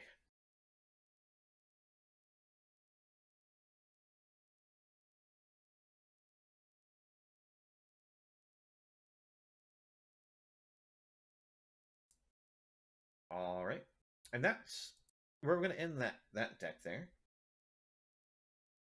So that was Angel Beatdown. As you gotta see, this deck still holds up very powerful in the format. It is going to be, unfortunately, the end of this deck once when the rotation happens, because we're going to be losing a lot of key spells. The Righteous Valkyrie and the Retribution here are both going to be rotating out. Now, Kaya wasn't very necessary for the deck, but was kind of fun to play with. But, I mean, you could still try keeping Angels going with, like, we still have the Forgotten Archangel. We still have the Warden. We'll still have Overseers, and we'll still have Giant here. But with losing Youthful Valkyrie, Righteous Valkyrie, and the Retributions, is going to be putting a lot of strain on these new Angels coming out to really pick up the slack for Jada to be able to work out. I'm really interested to know if it will be able to, because we do have some new Angels that look interesting. But it was still a nice showing of this deck. Alright, we'll switch up to our next deck, which is Cleric Pyre. Now let's see. Let me make sure I have this deck built just right, because there's sometimes...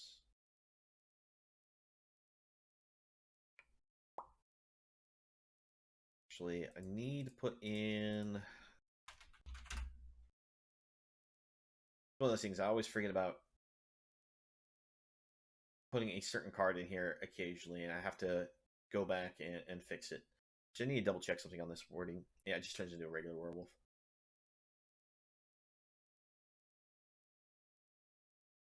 Alright, there it is. Skyclave, Apparition. Bring in 3 of these.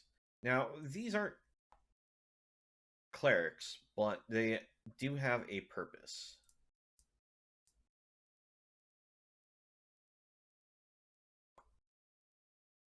Let's actually take the cleric class out.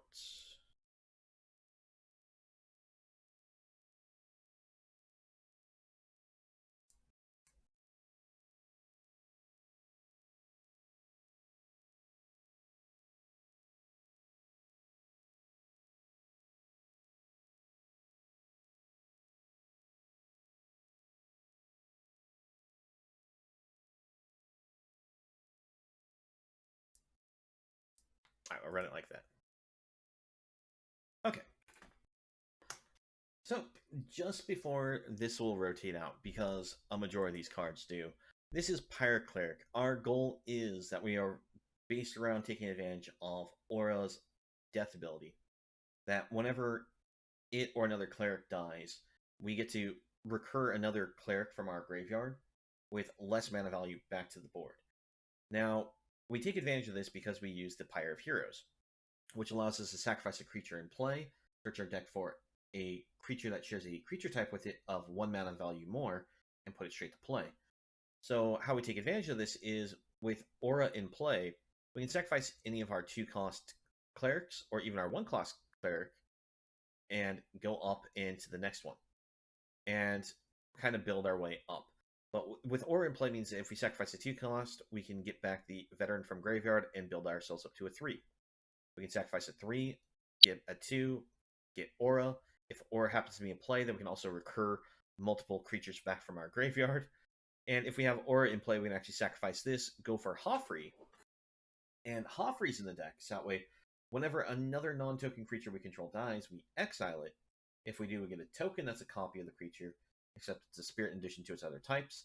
When it leaves the battlefield, we return the exiled card back to our graveyard, meaning after we have the token copy, which is going to be a spirit, so it gets the +1/+1 in trample and haste thanks to Hoffrey's ability, we'll be able to then potentially recur them with Aura's ability.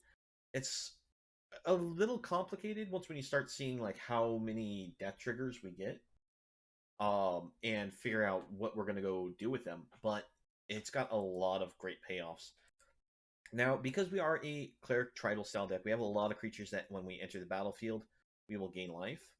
And we have a couple cards like Clerics of Life Bond that will grow because of the life gain. Now, Clerics of Life Bond is a little unique because we only gain life for the first... it only gets a +1/+1 counter for the first life we gain each turn. So it's not as good as Voice of the Blessed, where it gets a +1/+1 counter every time we gain life. Plus, Voice of the Blessed gives us the extra functionality that we can get ourselves flying and vigilance, and then eventually indestructible based on how many counters are on it.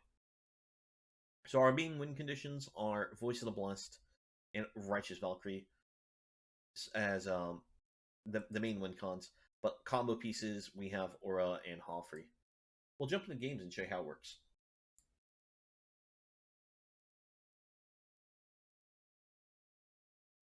Now, I used to run this deck with another 4-cost in the build at like a 2-of. I used to use the Skemfar Shadow Sage, I believe it was what it was called, which allowed us to either gain life or make our opponent lose life equal to the most creature types that we controlled. But I ended up cutting it overall because it kind of sometimes got in the way of the deck. The other option that we used was the all of our creatures get double strike, and most of the time I felt like when we pulled for that, we were either already winning and it wasn't helping us, or it didn't really do anything because it only gave us double strike on attacking. On the open, though, we're going to keep this. a turn 1 play, a turn 2 removal option, and then probably Spellbinder, then Righteous Valkyrie.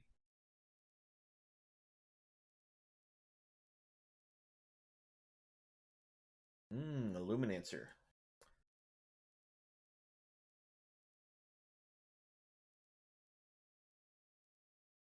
I'm going to go ahead and get rid of that right now.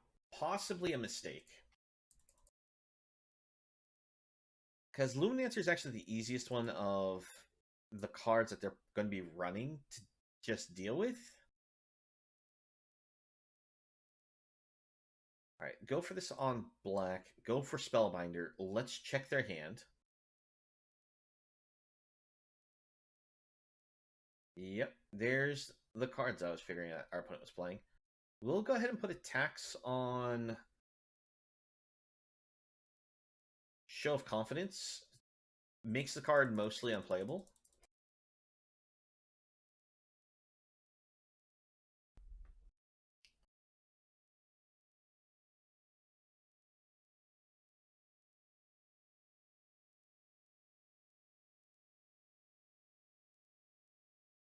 Alright, Valkyrie to the board.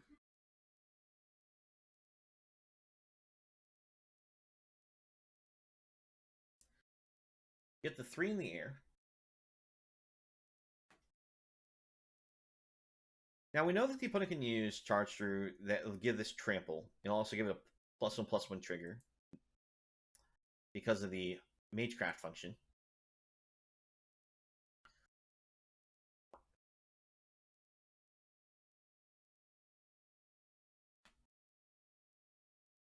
I'm going to try to make them use the Charge Through right now before they can go for a turn where they can combo off for more damage.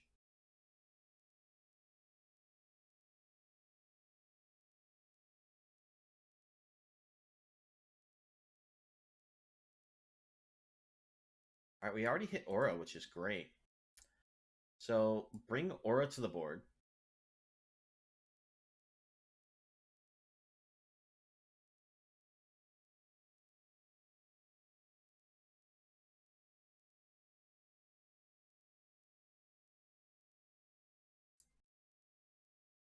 We'll attack with the Righteous Valkyrie. We're going to hold Spellbinder back as a blocker.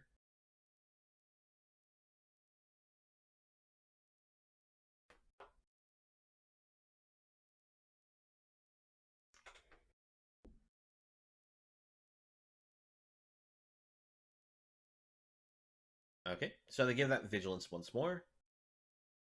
They're going to come in, we're going to block with Binder. And then we'll be able to get the Veteran back from our graveyard. We'll gain a point of life.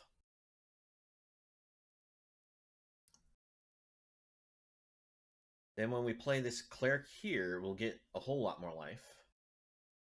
Fortunately, we have Flooded. I was hoping to draw another creature.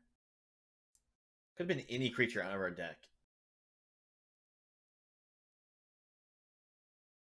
Alright, so we get our bonus. Let's actually send it.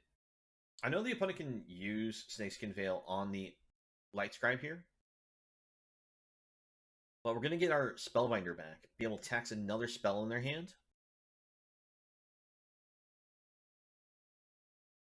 And it's going to make it very hard for our opponent to actually really aggress us here. Especially considering they're going to have to hold that back as a defender.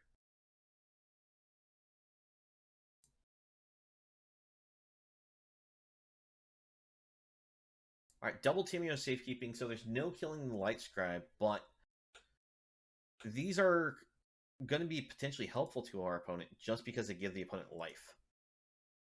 Now, we are at 37, so I don't think there's any way that they defeat us here. Because we already have lethal in the air. If they attack with Light Scribe, we, by going Tameo Safekeeping and then playing the ability to give it Vigilance, we just block with the Skyclave, and we'll counter-strike and kill them. Alright, so opponent didn't just straight give up. I think we'll still send it first, and then we'll figure out what we do with Pyre of Heroes. Because they can play this gain 2 life. Okay, So they managed to stay alive. We'll bring out the Pyre. Sacrifice Veteran. I could have actually just sacrificed the Cleric here and got ourselves another Righteous Valkyrie.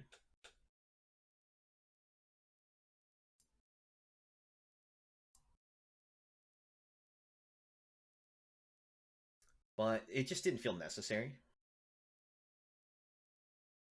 Because Voice of the Blessed here, we have the ability to get the extra 2 counters next turn. And that will give us enough flying to deal with our opponent.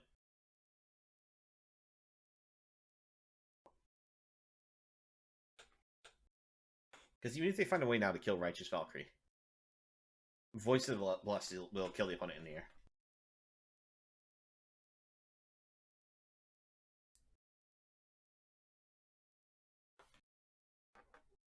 All right. Yep. And this is one of those things. Cleric decks gain so much life that these mage crafting spell burst decks usually have problems keeping up the pressure because they have to basically kill you within a burst. And if you've gained over 20 life, their burst sometimes just fails to do anything.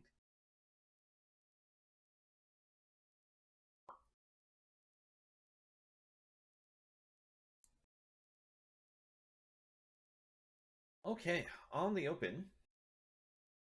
I'm trying to think, though, if we play this as a land or not.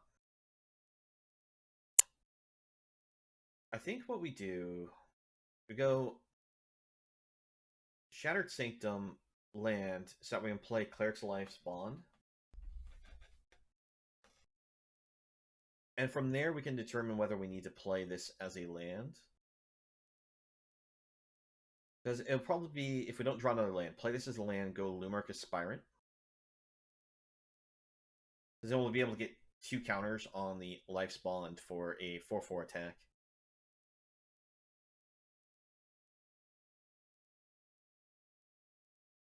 Alright, Shambling Ghast for our opponent.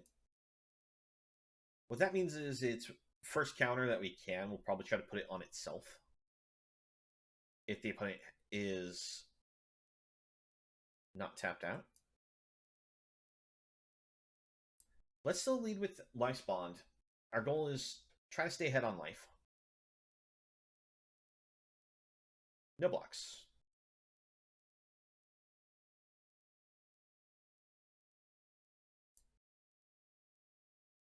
Let's go Spellbinder here. See what our opponent's working with. Alright, opponent's really got nothing. We'll hold back on the blocks then.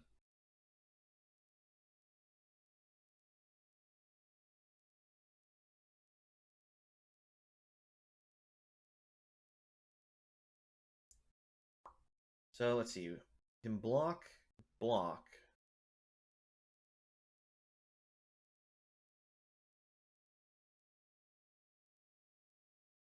Alright, March or Rich Sorrows.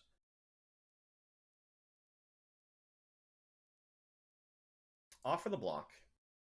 The opponent's going to just blitz it next turn, but our goal is just to preserve our life total. Alright, Veteran, Valkyrie. Doesn't matter which order we played those in, we'd only get 1 life.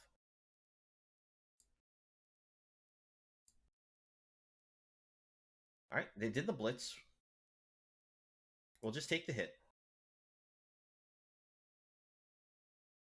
So we go Voice of the Blessed, and we actually play the Cleric out for a nice burst of life.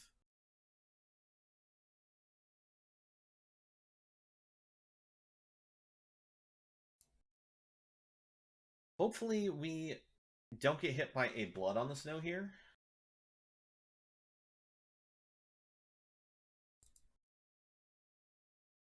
Because if we can avoid a Blood on the Snow for 1 more turn, we can easily get this to the 10 counters.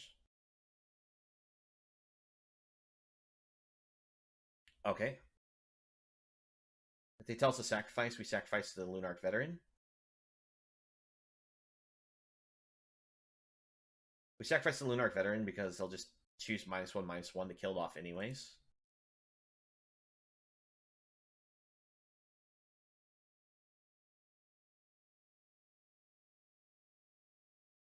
Alright, Lunarch Veteran back to the board.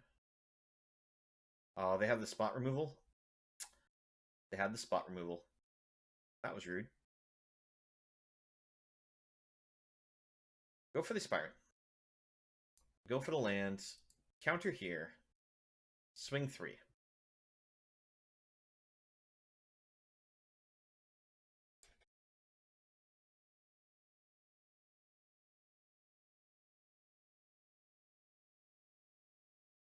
So we can play Aura to the board.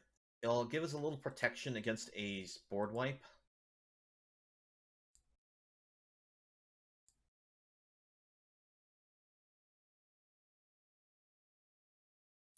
Attempt to put it on board right now.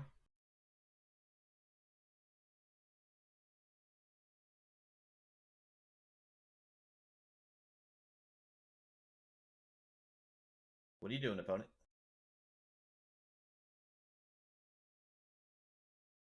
Looks like they have another spot removal card. There goes Righteous Valkyrie.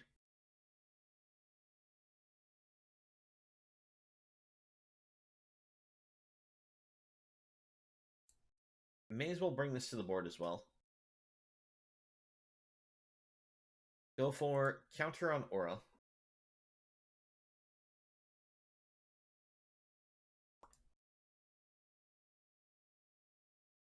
Let's see.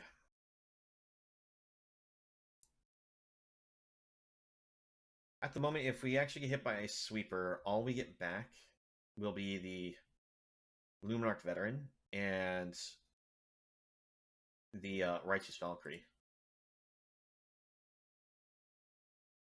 No blocks, we'll take that.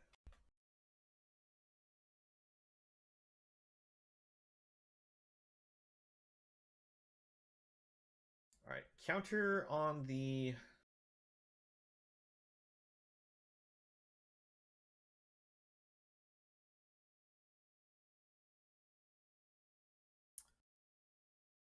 the Hierophant.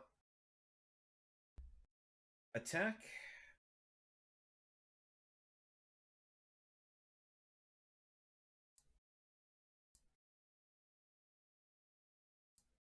Attack with everything. I send it all because they can just, use Shambling Ghast's -1/-1 to kill off our Aspirant anyways.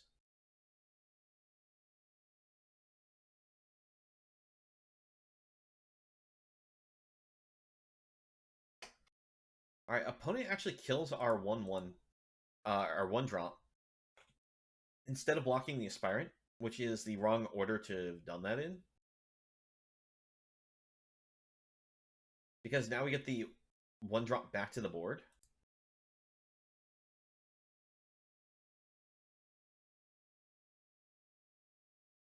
Pass it back to the opponent.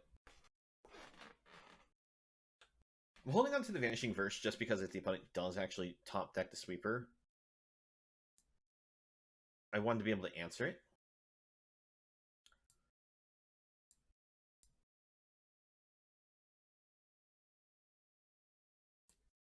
Use Vanishing Verse, exile the underdog.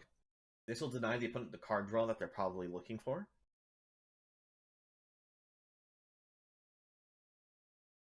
In the Battle of Lifelink, we actually are slightly ahead of the opponent. I'll actually put the Spellbinder on board, even though we're not going to hit anything out of their hand.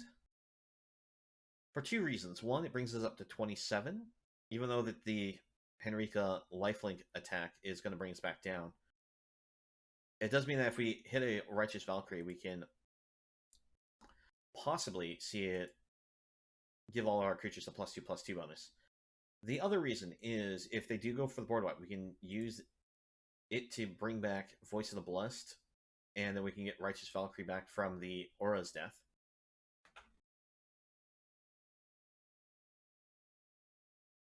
Pass it back. I don't want to just trade into the Infernal Seer. Because if they top deck Blood on Snow, like I say, it's bad value for us.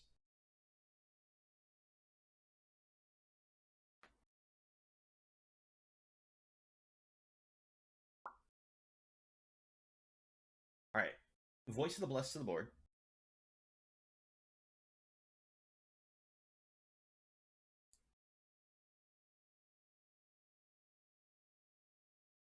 Love to see another 3-drop for our hand.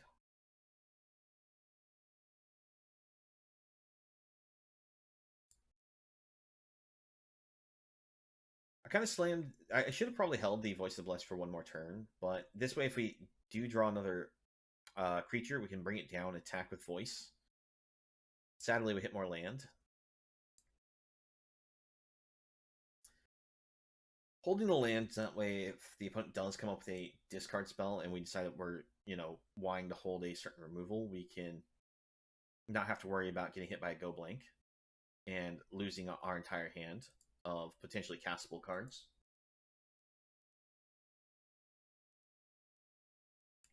Our biggest issue right now is just this life-linking Death Touch body. It could be that I've just played into a trap here where I should have just slammed into it. And we've given our opponent too much time to draw into action. Nope. No blocks. This way, we get the Death Touch, the Death Triggers in our favor. Path of Peril. Okay. So, target here. And target here.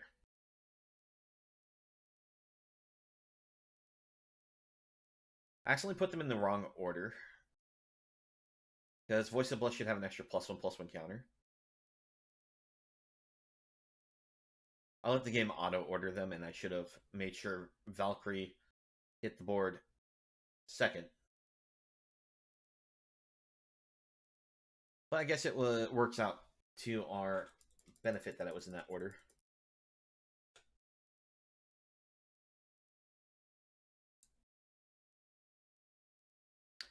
But yep, drawing all those lands now.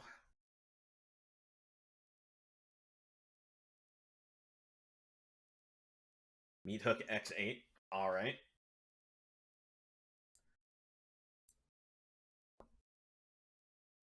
Alright, there's a great draw.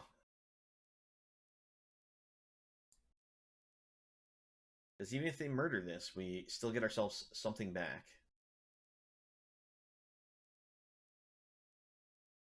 Okay. I'm going to make this a Spellbinder.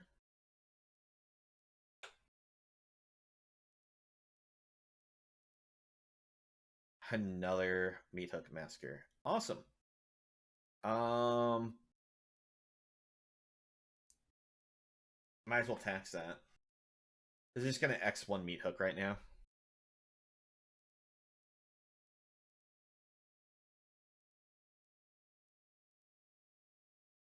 So that means that the opponent had been holding on to sweepers and just kind of stockpiled them on us.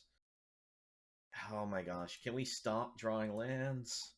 1, 2, 3, 4, 5, 6, 7, 8, 9. Well, technically we haven't drawn excessive on the lands, but at the same time... Okay, now we've drawn excessive on the lands. Oh.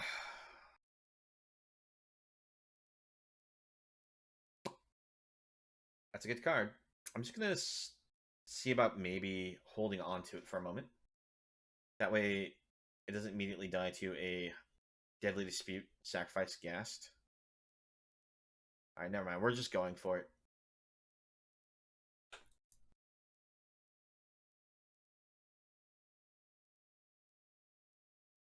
And pass.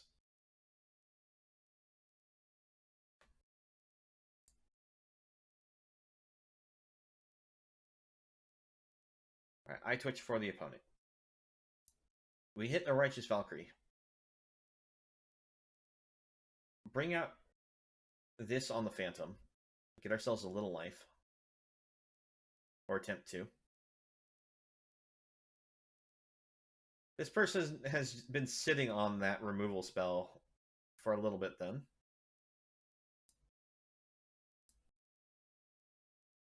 Alright.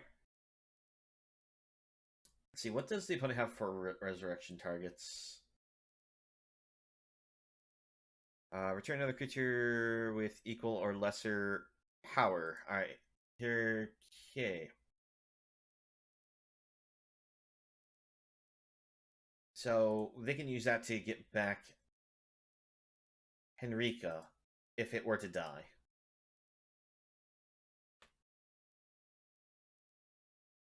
Yeah, we got stuck on a awkward board state. We could not find our Pyre to get value. Almost halfway through the deck now.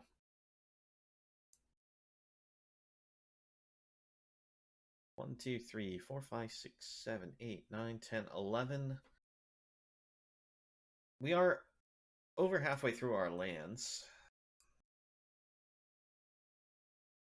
Yep. And that's definitely a GG right there.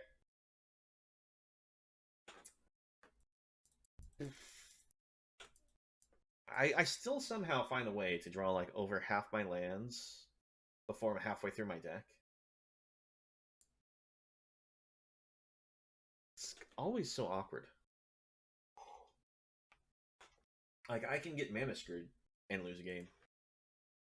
But if I ever go anywhere near the halfway point of my deck, I've already gone through well over half my lands.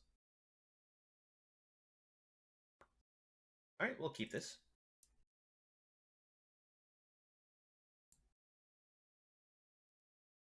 It's a little awkward having double aura in hand, considering we are a Pyre deck.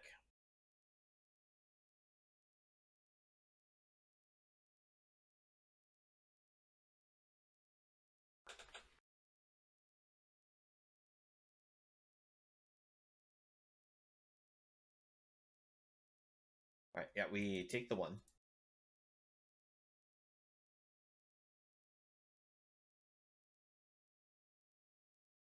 They go for an underdog. We'll actually just play out Spellbinder, get a peek at their hand.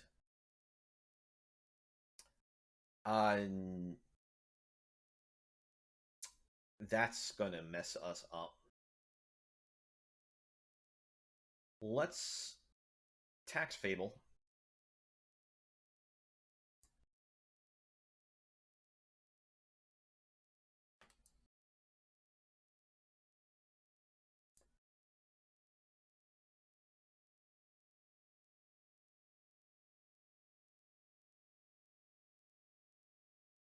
We're probably just going to get hit by the Go Blank right now, but they may go for the Morbid Opportunist.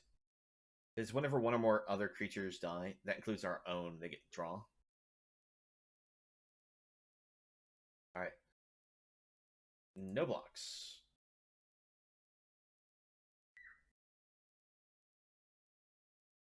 Voice of the Blessed to the board.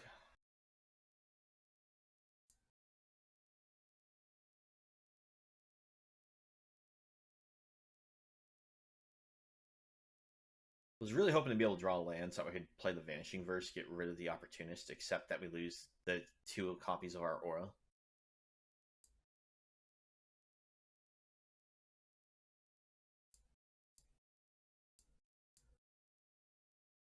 It's weird.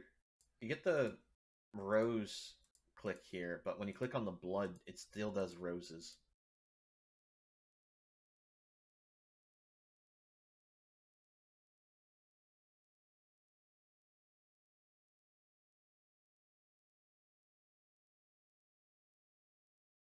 Alright, opponent.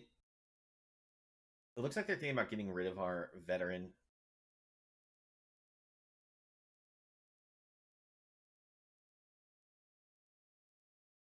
Okay.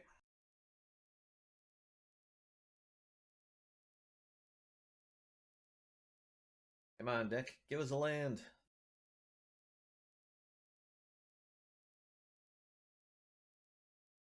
Interesting. They're not willing to trade that.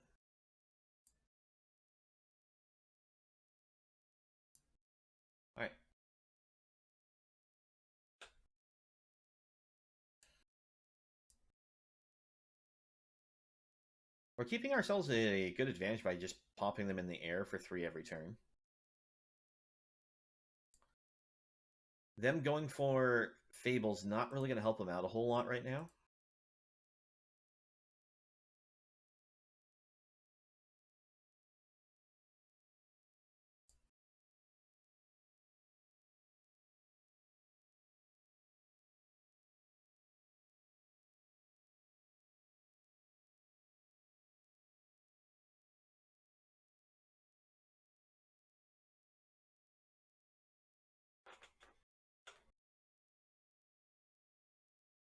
Alright, opponent goes for Obnixilis.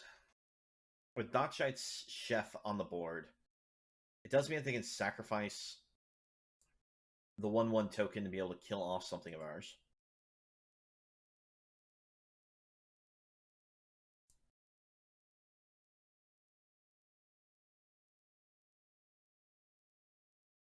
This entire time, though, we've just been hoping to get another land. So if we play this, we gain ourselves 2 different life triggers. Voice of Bless will gain flying.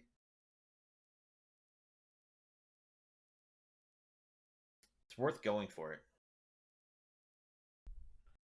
This allows us to get rid of both obs, as long as they don't have direct removal for the Voice of the Blessed, because they'll gain flying. So we go attack there, and both of these here. That way, if they do choose to sacrifice this for the card draw, we still get rid of the ob.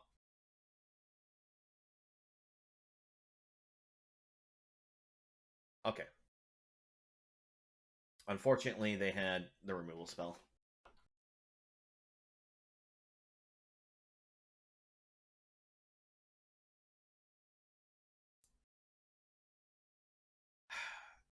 I need to get rid of this. It's giving them too much value on the card draw. Because this plus Dockside Chef is basically a draw 2.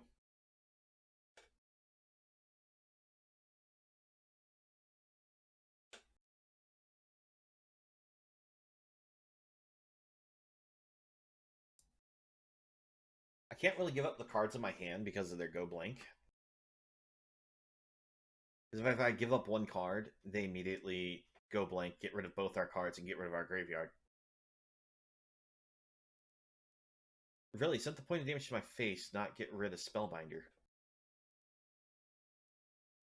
That surprises me.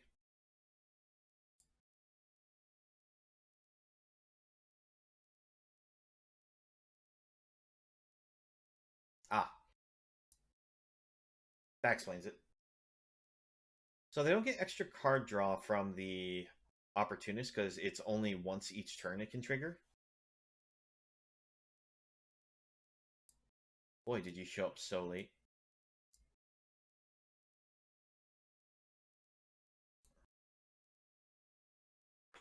Alright. Pass it back to the opponent.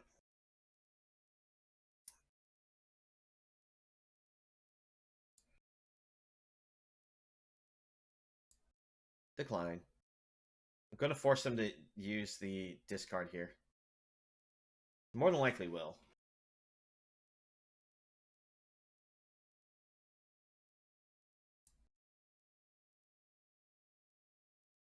That's a kind of an early good game here, opponent. It's not done yet. I know that you can go blank, and you can also bring out the eye twitch. Yep. I still have my Pyre of Heroes, though, so which is why I'm not thinking this is done yet.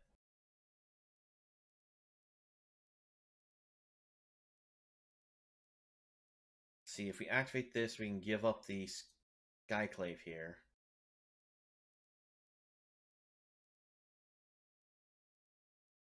But let's actually give up... Get this on board, get rid of this. One of the nice things about this Skyclave Cleric is I could actually take it to a Apparition here. Problem is I can't take Apparition to anything else.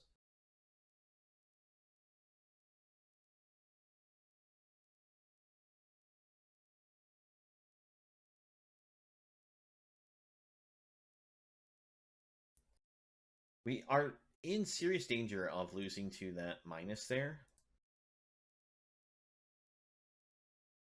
So I offer a block.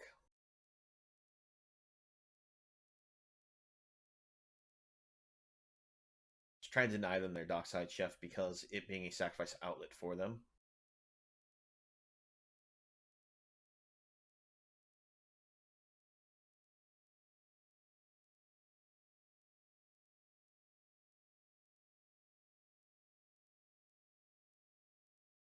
Alright, yeah, that'll be game there. Start from scratch destroys our artifact. Oh man, we just got screwed on mana for so long. Like I said, I'll draw all the lands or none of the lands.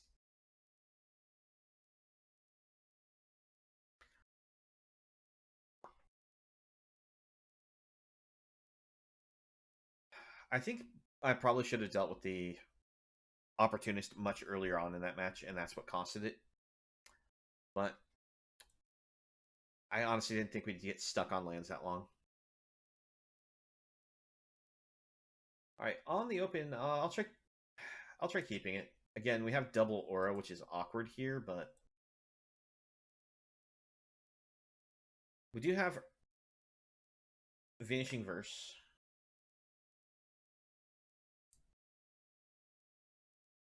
All right, Life Spawn to the board.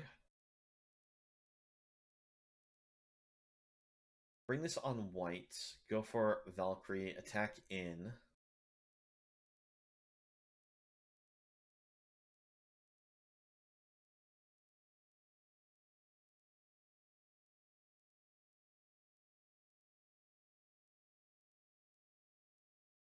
Actually, let's just exile Ghast. Choose to exile the Ghast because them being able to sacrifice that to any of their spells gives them a ton of value. They get a lot of value off Eye Twitch also, but it's not immediate value.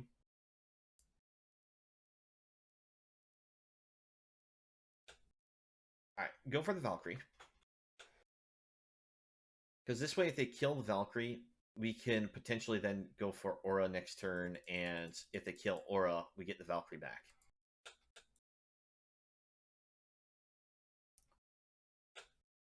Alright, watch it get sacrificed to a draw spell, because Deadly Dispute.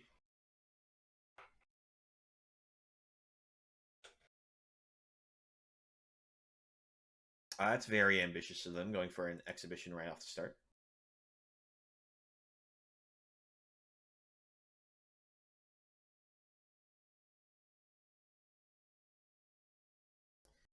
So they choose to use Go Blank. We discard Aura lands. Baleful Mastery is an exile. That's unfortunate. But they didn't pay the full cost, so we get to the card draw. Go for Skyclave. Go for the exile on the Ghast.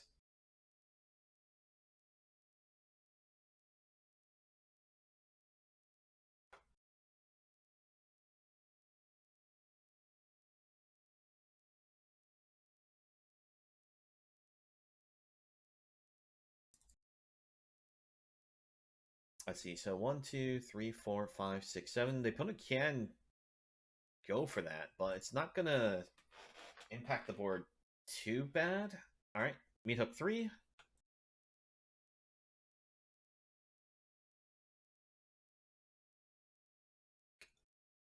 Why? Why do I have to draw this many lands?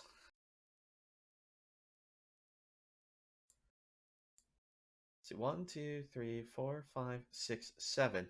I think we drew a land almost every turn.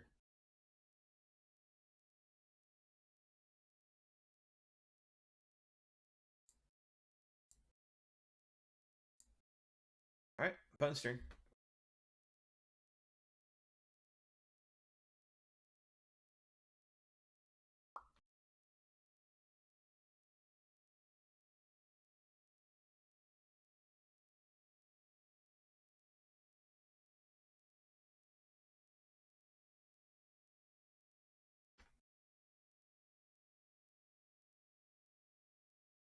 Alright. So they sacrifice the 3 power.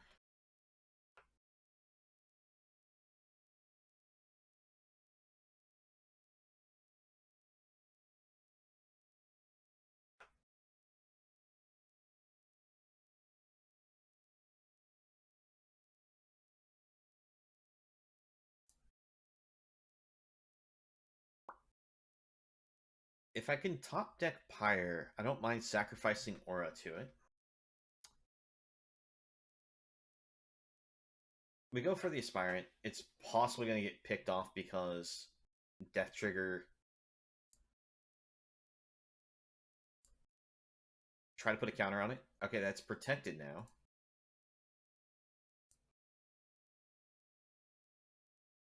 We send the Valkyrie.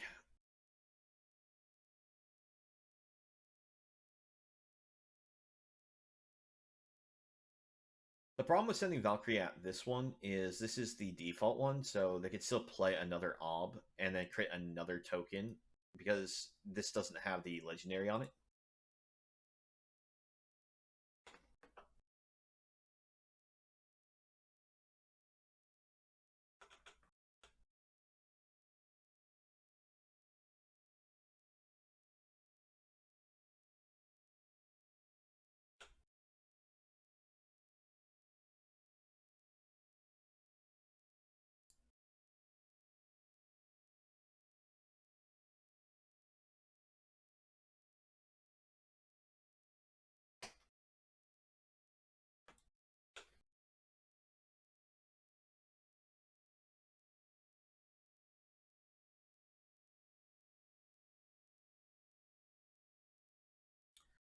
Let's go for Veteran to the board. Just so we can get some life back.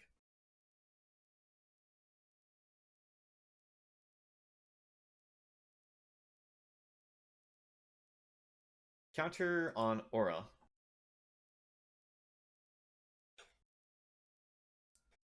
Attack here, attack there. I'm willing to trade Aura off in this attack here because we'll be able to get back parts from our graveyard. And if they choose to kill Righteous Valkyrie before damage is done and then go for a block trade with their 4/4, we'll be able to get Valkyrie back to the board anyways.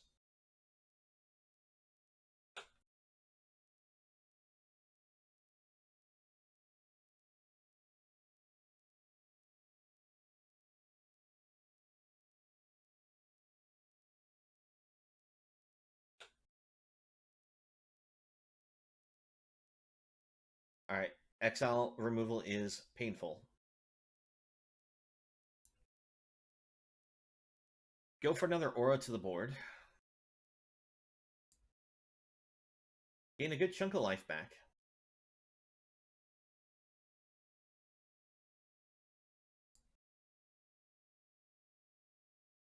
Where's our Pyre of Heroes?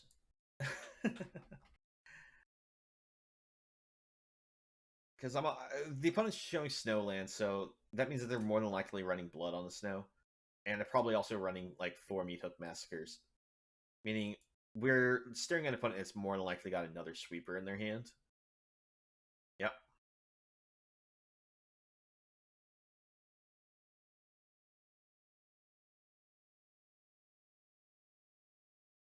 Okay, so let's see. Let's see. First to trigger. Order triggers. First resolution order. Oh, okay. So in which case we want that one to resolve first. Right? No, it's first in, last out. So Righteous Valkyrie grab. Grab. Clerics a life bond. I did him in the wrong order.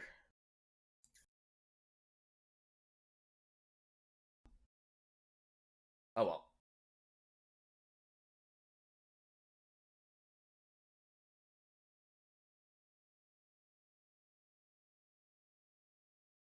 I mean, doing them in this order, we still got the counter on the Clerics of Life Bond, which is good. But we missed out on an extra 3 life for gain.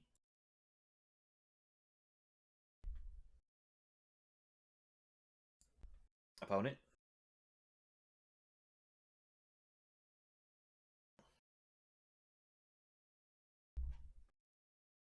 Thank you very kindly.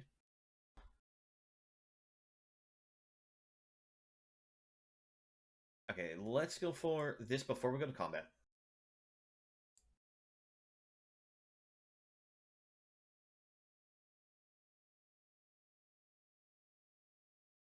Take this off the board, and we'll send... No, we just send the 4.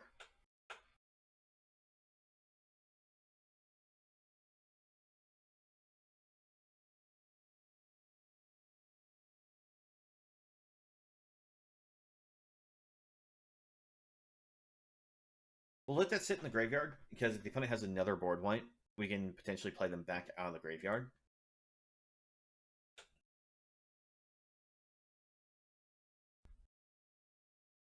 Because it's board wipe deck.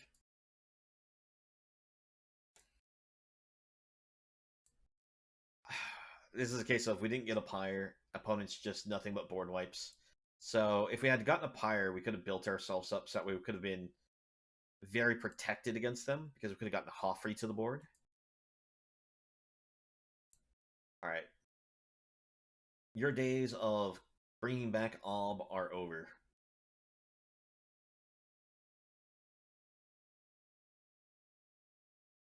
He has been exiled.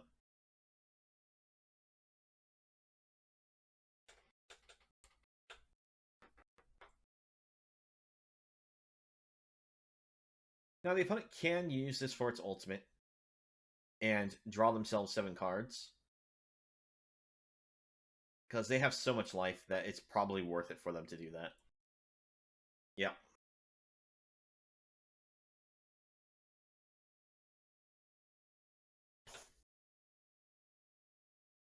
I don't think there's a way for me to come back at this point.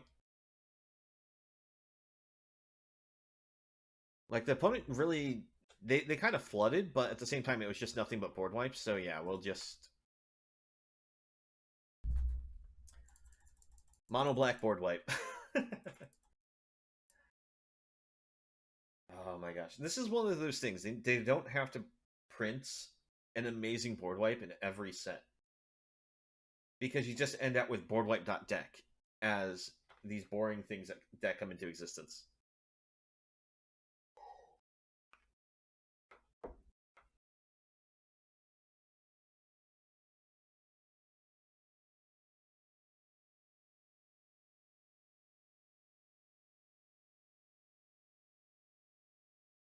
All right. On the open, we actually have ourselves a pretty cool hand. We'll keep it. The only drawback to this is comes into play tapped. Oh. We get around our downside.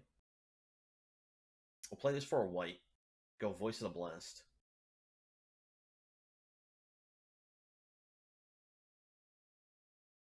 Yep. Going for the Blessed.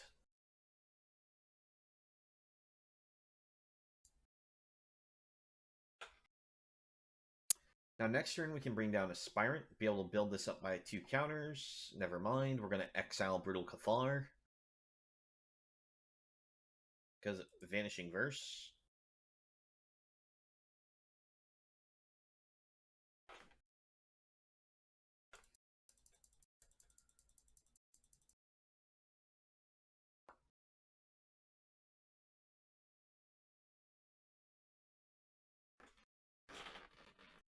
Oh my gosh. Why is it always traveling packs? Stop exiling my stuff. Here, you know what? You deserve it. You deserve my top deck.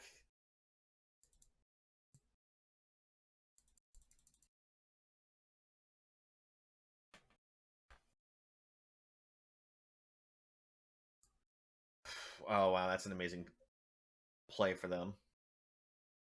Alright, we're going to take a huge hit. Or not. I like the fact that we didn't take a huge hit. Because Voice of the Blessed will now spin out of control.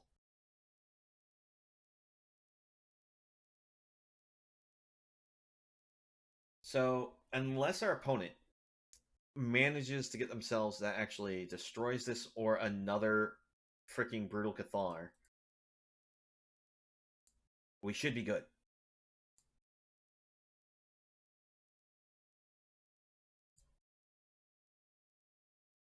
Alright, Wandering Emperor does nothing to our Voice of the Blessed.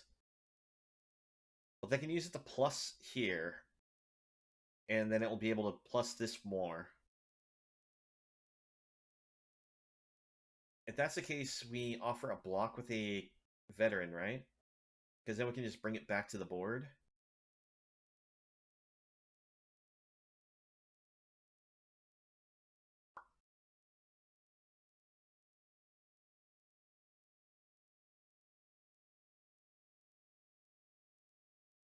Alright. Bring out a Pyre. Sacrifice now. Get a Righteous Valkyrie.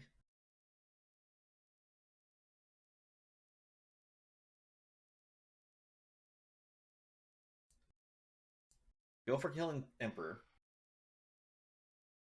I go for killing the Emperor because if they actually do have a removal for our Voice of the Blessed, it would be a problem if they actually get to keep the Emperor.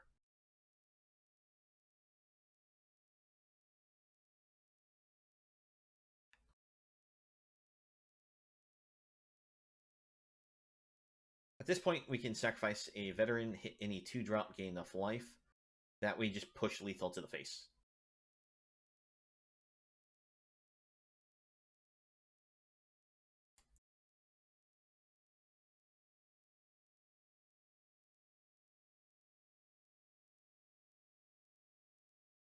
The only thing that stops us I can think of that's in his spell would be the Valor Stance. If they had it, I thought they would have just fired it off right away to get rid of our Voice of the Blessed instead of going for Wandering Emperor. So it's a question, did they top deck it now?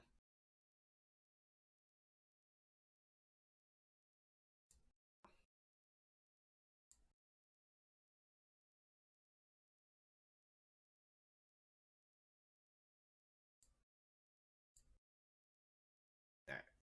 I'm giving the GG's.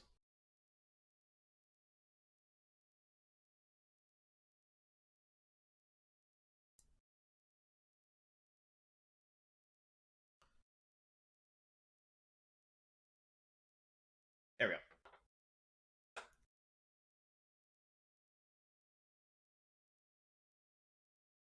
Alrighty. How many games has that been?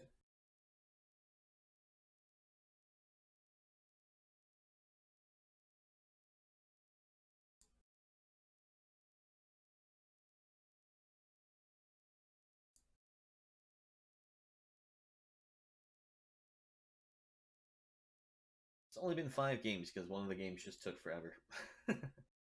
We'll do one last game. I know I normally go for more games than this, but we are getting close to our usual sign-off time.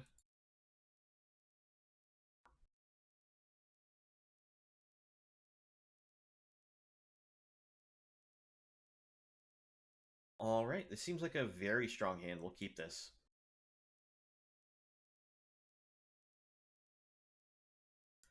Actually going to lead with this tapped. That way... Let's see. Go for the Plains, pass it back. Because I want to be able to get a counter here. Okay.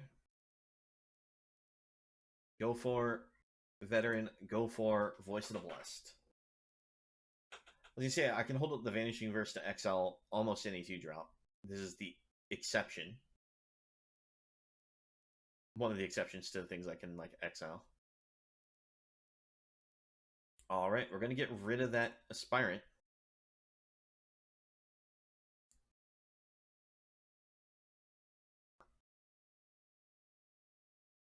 have to get rid of the Aspirant. It just spins out of control. Can't let it sit there.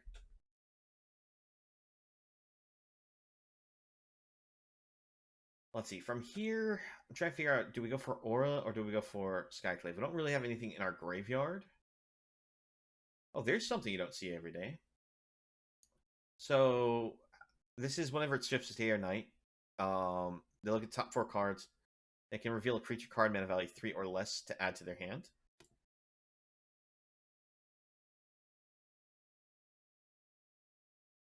Let's go for Aura.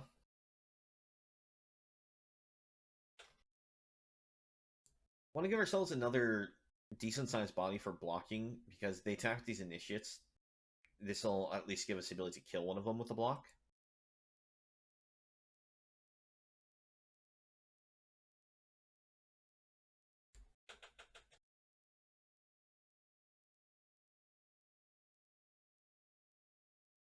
Alright.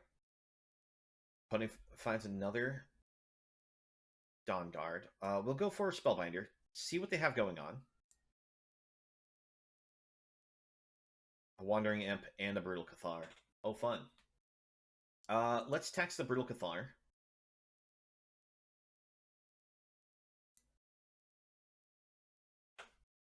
That way, when we go for this, we'll get Vigilance. And we'll punch in while we can.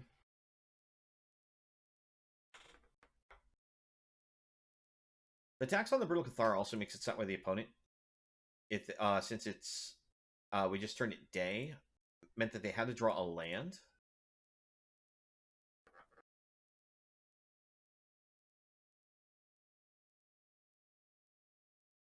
Alright, they go Spellbinder. They find that we have a land in our hand.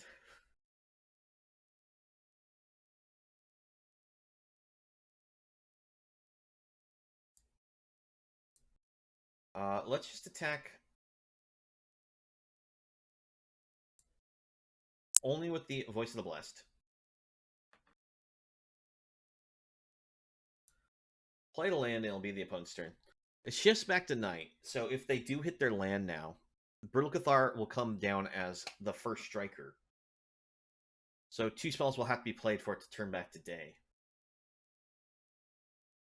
Love to stop drawing lands. Opponent goes for another Spellbinder. Fortunately, Spellbinders just keep buying them turns. Alright. We get an Aspirant.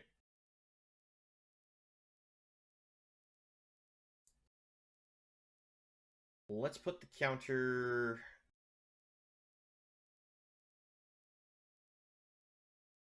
here.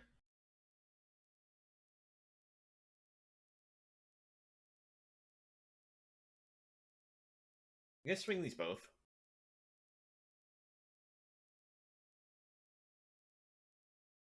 Okay. And we'll play the land.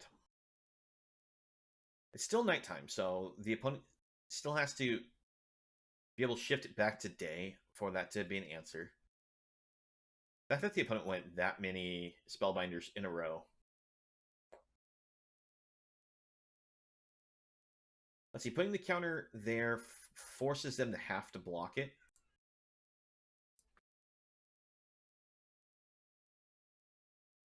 And now it's got Indestructible, so it's immune to board wipes, right? No, it's 2 counters short from the Indestructible.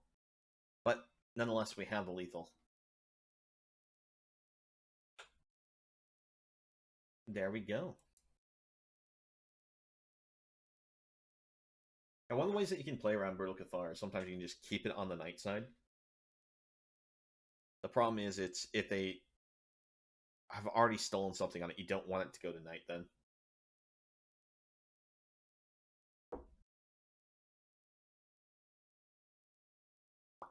Alright. So our last deck of the night was Pyre Clerics here. We didn't play that many as usual. We only went 6 matches. We went 3-3. One game, one of our losses, we just heavy flooded. One of our losses, we just couldn't get beyond 3 mana. So one of them we legitimately just straight up lost. There's no denying that. Now, this is a fun deck. I would have loved to have been able to draw more pyres to do silly combos, but that didn't happen to be the case tonight. The Hoffrey never got a chance to show up because we didn't get to do enough pyring. Usually, once when we had a pyre on the board and we started to build up, the opponents just scoop.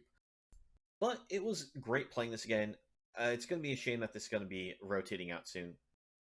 I'll probably just play out this a little bit more like my downtime before it rotates out, because this is like one of my first decks that I made when these cards became available, and it did so much work, and it was just a lot of fun.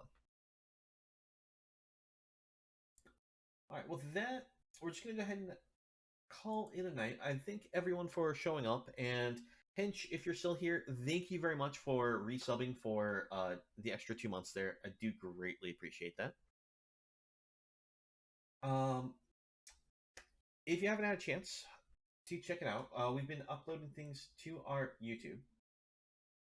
Now, most of it's just been backups of our streams, so if you haven't caught any of the streams, you can catch them now going forward on YouTube. But I'm also working on getting some more of the videos done, and we'll have a new video up tomorrow for everyone. So, we'll also be online tomorrow at our time of 4 o'clock. Had some issues getting things to connect, so we went out much later than we were intending to tonight. Something about the program having some error codes that kept saying that was having connectivity issues. I managed to find a way to fix it, but it still took me a lot longer to fix than I was expecting. In any case, thanks everyone. I hope to see you tomorrow or whenever the next time you're available. Until then, take care, everyone.